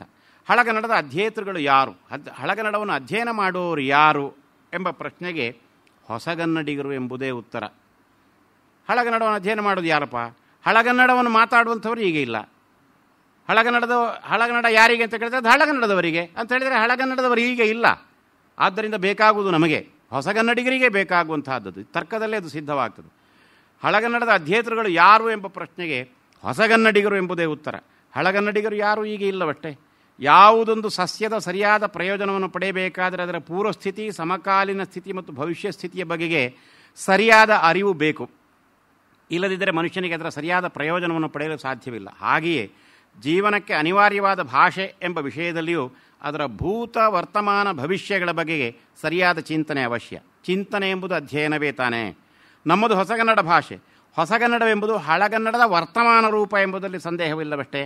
ಹೊಸಗನ್ನಡ ಭಾಷೆ ನಮಗೆ ಸಂಬಂಧಿಸಿದೆ ಎಂದಾದರೆ ಸಹಜವಾಗಿಯೇ ಅದರ ಪೂರ್ವರೂಪವಾದ ಹಳಗನ್ನಡವು ನಮಗೆ ಸಂಬಂಧಿಸಿದೇ ಆಗಿದೆ ಎಂಬುದಕ್ಕೆ ಸಂದೇಹ ಏನು? ಎಂದೋ ಆಗಿ ಹೋದ ನಮ್ಮ ಪುರಾತನ ಹಿರಿಯರ ಕ್ಷೇತ್ರ ಬೀಜಗಳಿಂದ ಸಮದ್ಭೂತರಾದ ನಾವು ಅವರಿಗೂ ನಮಗೂ ಸಂಬಂಧವಿಲ್ಲ ಎಂದು ಹೇಳಲು ಹೇಗೆ ಸಾಧ್ಯ? ಆಗಲೇ ಈ ಉದಾಹರಣೆಯನ್ನು ಕೊಟ್ಟೆ ನಾನು. ಆದುದರಿಂದ ಅಧ್ಯಯನ ವಿಷಯ ಸಂಬಂಧವನ್ನು ವಿಶ್ಲೇಷಿಸಿದಾಗಲೂ ಸಂಬಂಧವು ಗಟ್ಟಿಯಾಗಿಯೇ ಇದೆ. ಹೀಗಿರುವ ಕಾರಣ ಅನುಬಂಧ ಚತುಷ್ಟಯದಲ್ಲಿ ಎರಡನೆಯದಾದ ಸಂಬಂಧ ಎಂಬುದು ಸರಿಯಾಗಿಯೇ ಇದೆ. ಆದುದರಿಂದ ಹಳಗನ್ನಡವು ಅಧ್ಯಯನ ಯೋಗ್ಯವಾಗಿದೆ. ಅನುಬಂಧ ಚತುಷ್ಟಯದಲ್ಲಿ ಮೂರನೆಯದು ಅಧಿಕಾರಿ ಎಂಬುದು. ಅಧಿಕಾರಿ ಅಂದರೆ ಯಾರು ಅಧಿಕಾರಿ? ಅದಕ್ಕೆ ಅರ್ಹತೆಯುಳ್ಳವನು ಯಾರು? ಅಧಿಕಾರ ಎಂದರೆ ಅರ್ಹತೆ, ಅರ್ಹತೆಯುಳ್ಳವರೇ ಅಧಿಕಾರಿಗಳು. ಅಧ್ಯಯನ ವಿಷಯವೊಂದರಲ್ಲಿ ತೊಡಗಿಕೊಳ್ಳಲು ನಮಗಿರುವ ಅರ್ಹತೆ ಏನು ಅಥವಾ ಅರ್ಹತೆಗಳೇನು ಎಂಬುದನ್ನು ಪರಿಶೀಲಿಸಿಕೊಳ್ಳುವುದು ಅವಶ್ಯವೇ ಸರಿ. ಇವತ್ತು ನಾವು ಇದಕ್ಕೆ ಅರ್ಹತೆ ಇದೆಯೋ ಇಲ್ಲವೋ ಎಂಬಂಥದ್ದನ್ನು ನೋಡುವುದಿಲ್ಲ. ನಮ್ಮ ವಿದ್ಯಾರ್ಥಿಗಳನ್ನು ಅವರ ತಂದೆ ತಾಯಿಗಳು ಯಾವುದೋ ವಿಷಯಗಳಿಗೆ ಅಧ್ಯಯನಕ್ಕೆ ಕಳಿಸುವಂತಹ ಸಂದರ್ಭದಲ್ಲಿಯೂ ಕೂಡ ಅದಕ್ಕೆ ಅಧಿಕಾರ ಅವರಿಗುಂಟು, ಅಧಿಕಾರ ಅಂದರೆ ಅರ್ಹತೆ ಉಂಟು ಎಂಬಂತಹದ್ದನ್ನು ನೋಡುವುದಲ್ಲ, ನೀನು ಇಂಥದ್ದನ್ನು ಕಲಿ ಎಂಬುದಾಗಿ ಅವರ ಮೇಲೆ ಒತ್ತಡ ಹಾಕುವಂತಹದ್ದು. ಹೊಸ ಕಾಲದಲ್ಲಿ ಅದನ್ನು ನಾವು ನೋಡ್ತೇವೆ. ಇದರ ಬಗ್ಗೆ ನಮ್ಮ ಪ್ರಾಚೀನರು ಎಷ್ಟು ಆಲೋಚನೆ ಮಾಡಿದ್ದಾರೆ ಅಂತ ಹೇಳುವಂಥದ್ದು ಇಲ್ಲಿ ಸ್ಪಷ್ಟವಾಗ್ತದೆ. ಅಧಿಕಾರ ಇದ್ದವನು ಅದರಲ್ಲಿ ಪ್ರವೃತ್ತನಾಗಬೇಕು ಎಂಬುದಾಗಿ. ಹಾಗೆ ಇದರಲ್ಲಿ ಅಧ್ಯಯನ ವಿಷಯವೊಂದರಲ್ಲಿ ತೊಡಗಿಕೊಳ್ಳಲು ನಮಗಿರುವ ಅರ್ಹತೆ ಏನು ಅಥವಾ ಅರ್ಹತೆಗಳೇನು ಎಂಬುದನ್ನು ಪರಿಶೀಲಿಸಿಕೊಳ್ಳುವುದು ಅವಶ್ಯವೇ ಸರಿ. ಅನಧಿಕಾರಿಗಳು ಅಂದರೆ ಅರ್ಹತೆ ಇಲ್ಲದವರು ಯಾವುದೇ ಕ್ಷೇತ್ರವನ್ನು ಪ್ರವೇಶಿಸಿದರೂ ಆ ಕ್ಷೇತ್ರದಲ್ಲಿ ಸಮರ್ಪಕವಾಗಿ ಚೆನ್ನಾಗಿ ಕಾರ್ಯನಿರ್ವಹಣೆ ಮಾಡಲಾರರು. ಅರ್ಹರೇ ಆಯಾ ಕ್ಷೇತ್ರಗಳಲ್ಲಿ ದುಡಿದು ಸತ್ಪರಿಣಾಮಗಳನ್ನು ಉಂಟು ಮಾಡಬೇಕು. ನಾವು ಕನ್ನಡಿಗರು, ಕನ್ನಡ ನಮ್ಮ ಭಾಷೆಯನ್ನು ಅಧ್ಯಯನ ಮಾಡಲು ನಮಗೆ ಅಧಿಕಾರವಿರುವುದು ಮಾತ್ರವಲ್ಲ, ಅದು ನಮ್ಮ ಕರ್ತವ್ಯವೂ ಹೌದು. ಇದು ಅಧಿಕಾರವೂ ಆಗಿದೆ, ಕರ್ತವ್ಯವೂ ಆಗಿದೆ. ನಮ್ಮ ಭಾಷೆ ಅದು. ಆದ್ದರಿಂದ ನಾವು ಕನ್ನಡಿಗರು ಹೌದು, ಆದರೆ ನಾವು ಕನ್ನಡವನ್ನು ನಿರ್ಮಿಸಿದವರಲ್ಲ. ಇದು ಬಹಳ ವಿಚಿತ್ರವಾದಂತಹದ್ದು. ನಾವು ಕನ್ನಡಿಗರು, ಕನ್ನಡ ನಮ್ಮದು ಅಂತ ನಾವು ಹೇಳ್ತೇವೆ. ನಮ್ಮದು ಅಂತ ಹೇಳಿದಾಗ ನಮ್ಮ ಸಂಪತ್ತು ಅದು ಎಂಬುದಾಗಿ ಹೇಳ್ತೇವೆ. ನಮ್ಮ ಸಂಪತ್ತು ಅಂತ ಹೇಳಿದರೆ ನಮಗೆ ಬೇಕಾದ ಹಾಗೆ ಖರ್ಚು ಮಾಡಲಿಕ್ಕಿರುವಂತಹದ್ದು ಅದು ನಮ್ಮದೇ, ನಾವೇ ಸಂಪಾದನೆ ಮಾಡಿದ್ದು, ನಾವೇ ಸೃಷ್ಟಿ ಮಾಡಿದಂತಹದ್ದು, ನಾವೇ ಗಳಿಸಿದ್ದು ಅಂಥೇಳಿ. ಖಂಡಿತವಾಗಿ ಭಾಷೆ ಎಂಬಂತಹ ಸಂಪತ್ತನ್ನು ನಾವು ನಿರ್ಮಾಣ ಮಾಡಿದಂಥವರಲ್ಲ. ನಾವು ಕನ್ನಡಿಗರು ಹೌದು, ಆದರೆ ನಾವು ಕನ್ನಡವನ್ನು ನಿರ್ಮಿಸಿದವರಲ್ಲ. ಇದು ನಮಗೆ ಪರಂಪರೆಯಿಂದ ಬಂದುದು. ಈ ಒಂದು ಪರಿಜ್ಞಾನ ನಮಗೆ ಬಹಳ ಅವಶ್ಯ ಇದೆ. ಅದನ್ನು ನಾವು ಬಳಸುತ್ತೇವೆ, ಕನ್ನಡವನ್ನು ನಾವು ಬಳಸುತ್ತೇವೆ. ಇದನ್ನು ಬಳಸುವ ಮತ್ತು ಅಭಿವೃದ್ಧಿಪಡಿಸುವ ಹಾಗೂ ಸುಂದರಗೊಳಿಸುವ ಹೊಣೆಗಾರಿಕೆ ನಮಗಿದೆ. ಹೊಸ ಕಾಲದ ಒಂದು ವ್ಯಾವಹಾರಿಕವಾದಂತಹ ಉದಾಹರಣೆಯೊಂದನ್ನು ನಾನು ಕೊಟ್ಟದನ್ನು ನಿಮಗೆ ಹೇಳಬಹುದು. ಭಾಷೆಯು ಹಣದ ನೋಟು ಇದ್ದಂತೆ. ಹಣದ ನೋಟು, ನಾಣ್ಯ ನೋಟು ನಮ್ಮ ಕೈಯಲ್ಲಿರುವಷ್ಟು ಕಾಲ ಅದರಲ್ಲಿ ನಮೂದಿಸಿದ ಬೆಲೆಯಷ್ಟು ಹಣದ ವ್ಯವಹಾರವನ್ನು ನಾವು ಮಾಡಬಹುದು. ನಮ್ಮ ಕೈಯಲ್ಲಿರುವಷ್ಟು ಕಾಲ. ಯಾಕೆಂದರೆ ನಮ್ಮ ಕೈಯಲ್ಲಿ ಇರುವುದಲ್ಲ ಅದು. ನಮ್ಮ ಕೈಗೆ ಬರ್ತದೆ, ಇನ್ನೊಂದು ಕೈಗೂ ಹೋಗ್ತದೆ. ನೋಟನ್ನು ನಾವು ನಿರ್ಮಿಸಿದ್ದಲ್ಲ, ದೇಶದ ವ್ಯವಸ್ಥೆ, ಅರ್ಥವ್ಯವಸ್ಥೆ ಅದನ್ನು ಸೃಷ್ಟಿಸಿದೆ. ಉಪಯೋಗಿಸಿಕೊಳ್ಳುವ ಹಕ್ಕು ಮಾತ್ರ ನಮಗಿದೆ. ವಿರೂಪಗೊಳಿಸುವ ಅಧಿಕಾರ ನಮಗಿಲ್ಲ. ಆ ನೋಟನ್ನು ವಿರೂಪಗೊಳಿಸಲಿಕ್ಕಿಲ್ಲ ನಾವು. ಯಾಕೆಂದರೆ ಅದು ನಮ್ಮದು ಮಾತ್ರ ಅಲ್ಲ. ವಿರೂಪಗೊಳಿಸುವ ಅಧಿಕಾರ ನಮಗಿಲ್ಲ, ಏಕೆಂದರೆ ಅದು ದೇಶದ್ದು, ಅದು ಸಮಾಜದ್ದು. ಹಾಗೆಯೇ ಭಾಷೆಯು ನಾಡಿನದು, ನಾಡಿನ ಎಲ್ಲರದು. ಅದನ್ನು ಚೆನ್ನಾಗಿ ಬಳಸುವ ಮತ್ತು ಮುಂದಿನ ತಲೆಮಾರಿನವರಿಗೆ ನೀಡುವ ಹೊಣೆಗಾರಿಕೆ ನಮ್ಮದು. ಆ ಹೊಣೆಗಾರಿಕೆಯನ್ನು ನಾವು ಚೆನ್ನಾಗಿ ನಿರ್ವಹಿಸಬೇಕು. ನಾವು ಹೇಗೆ ನೋಟನ್ನು ಬಳಸುವಾಗ ಇದು ಸಮಾಜ ಬಳಸುವಂತಹದ್ದು, ಇನ್ನೊಬ್ಬರಿಗೂ ಬಳಸಲಿಕ್ಕೆ ನಾವು ಅದನ್ನು ಇಟ್ಟುಕೊಳ್ಬೇಕು, ಚೆನ್ನಾಗಿರಿಸಿಕೊಳ್ಳಬೇಕು ಎಂಬಂತಹ ಪ್ರಜ್ಞೆ ನಮಗೆ ಬೇಕೋ, ಹಾಗೆ ಭಾಷೆಯನ್ನು ಬಳಸುವಾಗಲೂ ನಾವಿದನ್ನು ಸುಂದರವಾಗಿ ಬಳಸಬೇಕು, ಚೆನ್ನಾಗಿ ಬಳಸಬೇಕು, ಅಭಿವೃದ್ಧಿಪಡಿಸಬೇಕು ಸಾಧ್ಯವಾದರೆ, ಸುಂದರಗೊಳಿಸಬೇಕು ಸಾಧ್ಯವಾದರೆ. ಆಮೇಲೆ ನಮ್ಮ ಮುಂದಿನ ತಲೆಮಾರಿನವರಿಗೆ ಅದನ್ನು ಬಿಟ್ಟು ಕೊಡಬೇಕು, ಅವರು ಅದನ್ನು ಬಳಸಿಕೊಂಡು ಹೋಗಬೇಕು ಎಂಬಂಥದ್ದು. ನಮ್ಮ ಹಿಂದಿನವರು, ನಮ್ಮ ಹಿರಿಯರು ನಮಗೆ ಇದನ್ನು ಕಲಿಸಿದ ಕಾರಣವೇ ನಾವು ಇದನ್ನು ಇವತ್ತು ಬಳಸುವ ಹಾಗಾಗಿದೆ, ಬಳಸುವ ಸ್ಥಿತಿಯಲ್ಲಿದ್ದೇವೆ. ಇದು ಗೊತ್ತಿದ್ದೋ ಗೊತ್ತಿಲ್ಲದೆ, ಈ ತತ್ವ ಗೊತ್ತಿದ್ದೋ ಗೊತ್ತಿಲ್ಲದೆಯೋ ನಮ್ಮ ಹಿರಿಯರು ಇದನ್ನೇ ಮಾಡಿಕೊಂಡು ಬಂದಿದ್ದಾರೆ. ಅವರ ಹತ್ರ ನೀವು ನಿಮ್ಮ ಭಾಷೆಯನ್ನು ಬಳಸುವ ಅಧಿಕಾರ ಮಾತ್ರ ನಮಗಿರುವುದು, ಮುಂದಿನವರಿಗೆ ಕೊಡುವಂತಹ ಕರ್ತವ್ಯ ಇದೆ, ಇದಕ್ಕಾಗಿ ನೀವು ಹೀಗೆ ಮಾಡಿದ್ದೀರೋ ಅಂತ ನಮ್ಮ ಹಿರಿಯರನ್ನು ಕೇಳಿದರೆ ಅವರಿಗೆ ಅದು ಅರ್ಥವೇ ಆಗಲಿಕ್ಕಿಲ್ಲ. ಭಾಷೆಯನ್ನು ಬಳಸದೇ ಇರುವುದು ಹೇಗೆ ಅಂತ ಕೇಳ್ಬೋದು ಅವರು ಅಷ್ಟೇ. ಆದರೆ ತಾತ್ವಿಕವಾಗಿ ನೋಡಿದರೆ ಅವರು ಮಾಡಿದಂತಹ ಕೆಲಸ ಅದುವೇ. ಜ್ಞಾತವೋ ಅಜ್ಞಾತವೋ ಅದು ನಡೆದಿದೆ, ಪರಂಪರೆಯಾಗಿ ಅದು ಬಂದಿದೆ. ಆದ್ದರಿಂದ ಮುಂದಿನ ತಲೆಮಾರಿನವರಿಗೆ ಇದನ್ನು ಚೆನ್ನಾಗಿ ನೀಡುವಂತಹ ಹೊಣೆಗಾರಿಕೆ ಕೂಡ ನಮಗಿದೆ. ಆ ಹೊಣೆಗಾರಿಕೆಯನ್ನು ನಾವು ಚೆನ್ನಾಗಿ ನಿರ್ವಹಿಸಬೇಕು. ಪ್ರಕೃತಿಯನ್ನು ಚೆನ್ನಾಗಿ ಬಳಸಿಕೊಂಡರೂ ಉತ್ತಮ ರೀತಿಯಲ್ಲಿ ಉಳಿಸಿ ಮುಂದಿನವರಿಗೆ ಬಿಟ್ಟು ಹೋಗುವುದು ಕರ್ತವ್ಯ ಎಂದು ವಿವರಿಸಿದಂತೆಯೇ ಭಾಷೆಯ ಬಗೆಗೂ ಹೇಳಬೇಕಾಗುತ್ತದೆ. ಪ್ರಕೃತಿಯನ್ನು ನಾವು ನಿರ್ಮಿಸಿದ್ದಲ್ಲ, ಹಾಗೆ ಭಾಷೆಯನ್ನು ನಾವು ನಿರ್ಮಿಸಿದ್ದಲ್ಲ. ಹಳಗನ್ನಡವು ನಾವೀಗ ಬಳಸುವ ಭಾಷೆಯ ಪೂರ್ವ ರೂಪ. ನಮ್ಮ ಹಿರಿಯರನ್ನು ತಿಳಿಯಲು ಮತ್ತು ಗೌರವಿಸಲು ನಮಗೆ ಯಾವ ರೀತಿಯ ಅಧಿಕಾರವಿದೆಯೋ ಅದೇ ರೀತಿಯ ಅಧಿಕಾರ ನಮಗೆ ನಮ್ಮ ಹಿರಿಯರು ಉಪಯೋಗಿಸುತ್ತಿದ್ದ ಭಾಷೆಯ ಅಧ್ಯಯನದಲ್ಲಿ ಕೂಡ ಇದೆ. ಒಂದೇ ವ್ಯತ್ಯಾಸವೆಂದರೆ ಆ ಹಿರಿಯರು ಈಗ ನಮ್ಮೊಂದಿಗೆ ಇಲ್ಲ, ಅವರ ಚಹರೆಗಳನ್ನು ನಾವು ಕಲ್ಪಿಸಿಕೊಳ್ಳುವುದು ಕೂಡ ಕಷ್ಟ. ನಮ್ಮ ತಂದೆಯದು ಅಥವಾ ಅಜ್ಜನವರೆಗಿನದು ನಮ್ಮಲ್ಲಿ ಫೋಟೋ ಸಿಕ್ಕಬಹುದು, ಅದಕ್ಕಿಂತ ಹಿಂದಿನವರ ಫೋಟೋ ಕೂಡ ನಮಗೆ ಸಿಕ್ಕೋದಿಲ್ಲ. ಕಾಲ್ಪನಿಕವಾಗಿ ಬರೆಯೋಣ ಅಂತ ಹೇಳಿದರೆ ಅವರನ್ನು ನೋಡಿದವರು ಸಿಕ್ಕೋದಿಲ್ಲ. ಅವರ ಚಹರೆಗಳನ್ನು ಕಲ್ಪಿಸಿಕೊಳ್ಳಿಕ್ಕೆ ಸಾಧ್ಯ ಇಲ್ಲ. ಆದರೆ ಒಂದು ವ್ಯತ್ಯಾಸ ಉಂಟು ಭಾಷೆಗೆ ಓದಕ್ಕೂ. ಆದರೆ ಅವರು ಬಳಸುತ್ತಿದ್ದ ಭಾಷೆಗೆ ಲಿಪಿಯ ಆನುಕೂಲ್ಯದಿಂದಾಗಿ ಕಾಲಾತೀತತೆಯ ಗುಣ ಪ್ರಾಪ್ತಿಸಿದೆ. ಕಾಲ ದೇಶ ಎಂಬಂಥ ಎರಡು ತತ್ವಗಳು, ಆ ಕಾಲ ದೇಶ ಎಂಬಂಥ ಎರಡು ತತ್ವಗಳಲ್ಲಿ ಕಾಲವನ್ನು ಮೀರುವಂಥ ಒಂದು ಪ್ರಯತ್ನವನ್ನು ಮಾಡಿದರು ನಮ್ಮ ಪ್ರಾಚೀನರು. ಅದು ಲಿಪಿಯ ಬಳಕೆಯ ಮೂಲಕ. ಈ ಮಾತು ಎಂಬಂಥದ್ದು ಆಡುವಂಥ ರೂಪದಲ್ಲಿದ್ದರೆ ಅದು ಆಡುವಂಥ ಪ್ರದೇಶ, ಆಡುವಂಥ ವ್ಯಕ್ತಿ ಮತ್ತು ಅವರ ಎದುರಿನಲ್ಲಿರುವಂಥ ವ್ಯಕ್ತಿ, ಇವರ ಈ ಪ್ರದೇಶಕ್ಕೆ ಮಾತ್ರ, ಈ ದೇಶಕ್ಕೆ ಮಾತ್ರ ಅದು ಸೀಮಿತವಾಗಿರ್ತದೆ. ಆದರೆ ಅದನ್ನು ಲಿಪಿರೂಪಕ್ಕೆ ಇಳಿಸಿ ಅದನ್ನು ಓದುವಂಥ ಸೌಲಭ್ಯವನ್ನು ಕಲ್ಪಿಸಿಕೊಟ್ಟಾಗ ಅದು ಇಲ್ಲಿ ಮಾತ್ರ ಅಲ್ಲ, ಇನ್ನೊಂದೇ ಕಾಲದಲ್ಲಿ ಇನ್ನೊಂದೇ ದೇಶದಲ್ಲಿ ಇವೇ ಮಾತುಗಳನ್ನು ಅಲ್ಲಿ ಪುನರುತ್ಪತ್ತಿ ಮಾಡಬಹುದು, ಹೇಳಬಹುದು. ಇದು ಲಿಪಿಯಿಂದ ಆದಂತಹ ಸಾಧನೆ, ಲಿಪಿಯ ಉಪಯೋಗದಿಂದಾಗಿ ಆದಂಥ ಸಾಧನೆ. ಭಾಷೆ ಎಂಬುದು ಕಾಲ ದೇಶ ಮಿತಿಯ ಒಳಗೆ ಇದ್ದಂಥದ್ದು ಕಾಲ ದೇಶದ ಮಿತಿಯನ್ನು ಮೀರಿಕೊಂಡಿತು ಎಂಬುದಾಗಿ. ನಮ್ಮ ಹೊಸ ಕಾಲದ ಅನೇಕ ತಂತ್ರಜ್ಞಾನ, ಯಂತ್ರ ಸಾಮಗ್ರಿಗಳು ಇವೆಲ್ಲವೂ ಕಾಲ ದೇಶಗಳನ್ನು ಮೀರುವಂಥ ಒಂದು ಪ್ರಯತ್ನ. ಈಗ ಈ ಧ್ವನಿವರ್ಧಕ ಇದೆ. ಈ ಧ್ವನಿವರ್ಧಕವು ದೇಶವನ್ನು ಮೀರುವಂಥ ಒಂದು ಪ್ರಯತ್ನ. ನಾನು ಆಡಿದಂಥ ಮಾತು ಸೀಮಿತವಾದಂಥ ಜಾಗಕ್ಕೆ ಕೇಳ್ತಾ ಇದ್ದಂಥದ್ದು, ಧ್ವನಿವರ್ಧಕ ಇಟ್ಟರೆ ತುಂಬ ಜಾಗಕ್ಕೆ ಕೇಳ್ತದೆ, ದೇಶವನ್ನು ಮೀರಿದಂಥದ್ದಾಯಿತು. ಹಾಗೆ ದೂರವಾಣಿ ಎಂಬಂಥದ್ದು ಅದು ಕೂಡ ದೇಶವನ್ನು ಮೀರಿದಂಥದ್ದಾಯಿತು. ಧ್ವನಿಮುದ್ರಿಕೆ ಮಾಡಿದಂಥದ್ದು ಕಾಲ ದೇಶ ಎರಡನ್ನೂ ಮೀರುವಂಥ ಪ್ರಯತ್ನ ಆಯಿತು. ಇದೆಲ್ಲ ಕಾಲದೇಶವನ್ನು, ಇದನ್ನು ತಾತ್ವಿಕಗೊಳಿಸಿದರೆ ಕಾಲದೇಶ, ಟೈಮ್ ಆ್ಯಂಡ್ ಸ್ಪೇಸ್ ಎಂಬುದಾಗಿ ಏನು ಹೇಳ್ತಾರೆ, ಕಾಲ ಮತ್ತು ದೇಶ, ಈ ಕಾಲದೇಶಗಳನ್ನು ಮೀರುವಂಥ ಪ್ರಯತ್ನವೇ. ನಮ್ಮ ಪ್ರಾಚೀನರ ಭಾವಚಿತ್ರ ನಮ್ಮಲ್ಲಿದೆ ಅಂತ ಹೇಳಿದರೆ ಅವರ ಮುಖವನ್ನು ನಮಗೆ ಆ ಕಾಲದಲ್ಲಿ ಇದ್ದಿದ್ದರೆ ನೋಡಬಹುದಿತ್ತು, ಆ ಕಾಲದಲ್ಲಿ ಇಲ್ಲದೆಯೂ ನಾವು ನೋಡ್ತೇವೆ ಅಂದರೆ ಅದು ಕೂಡ ಕಾಲದೇಶವನ್ನು ಮೀರುವಂಥ ಒಂದು ಪ್ರಯತ್ನವೇ. ಆದರೆ ಅದಕ್ಕಿಂತ ಹಿಂದಿನವರು ಯಾರಿದ್ದಾರೆ ಅವರಿಂದ ನಮ್ಗೆ ನೋಡಲಿಕ್ಕೆ ಸಾಧ್ಯ ಇಲ್ಲ. ಆದರೆ ಅವರು ಆಡ್ತಾ ಇದ್ದಂಥ ಭಾಷೆ ಹಾಗೆ ಆಡ್ತಾ ಇದ್ರು ಅಂತಲ್ಲ, ಆಡುತ್ತಿದ್ದಿರಬಹುದಾದ ಅಥವಾ ಅವರ ಮಾತಿಗೆ ಸಮೀಪತರವಾದಂಥ ಆ ಮಾತುಗಳನ್ನು ಲಿಖಿತಗೊಳಿಸಿದ್ದರಿಂದಾಗಿ, ಲಿಪಿಯ ಒಂದು ಸೌಲಭ್ಯ ದೊರಕಿ ಬಂದದ್ದರಿಂದಾಗಿ ನಾವು ಇವತ್ತು ಓದ್ತೇವೆ, ಇನ್ನು ಮುಂದಿನ ಕಾಲದಲ್ಲಿಯೂ ಓದಬಹುದು. ಇಲ್ಲಿ ಓದ್ತೇವೆ, ಬೇರೆ ದೇಶದಲ್ಲಿಯೂ ಓದಬಹುದು. ಅಂದರೆ ಕಾಲ ದೇಶ ಎರಡನ್ನು ಮೀರಿದಂಥ ಒಂದು ಪ್ರಯತ್ನ ಅಲ್ಲಿದೆ ಎಂಬ ಅರ್ಥ.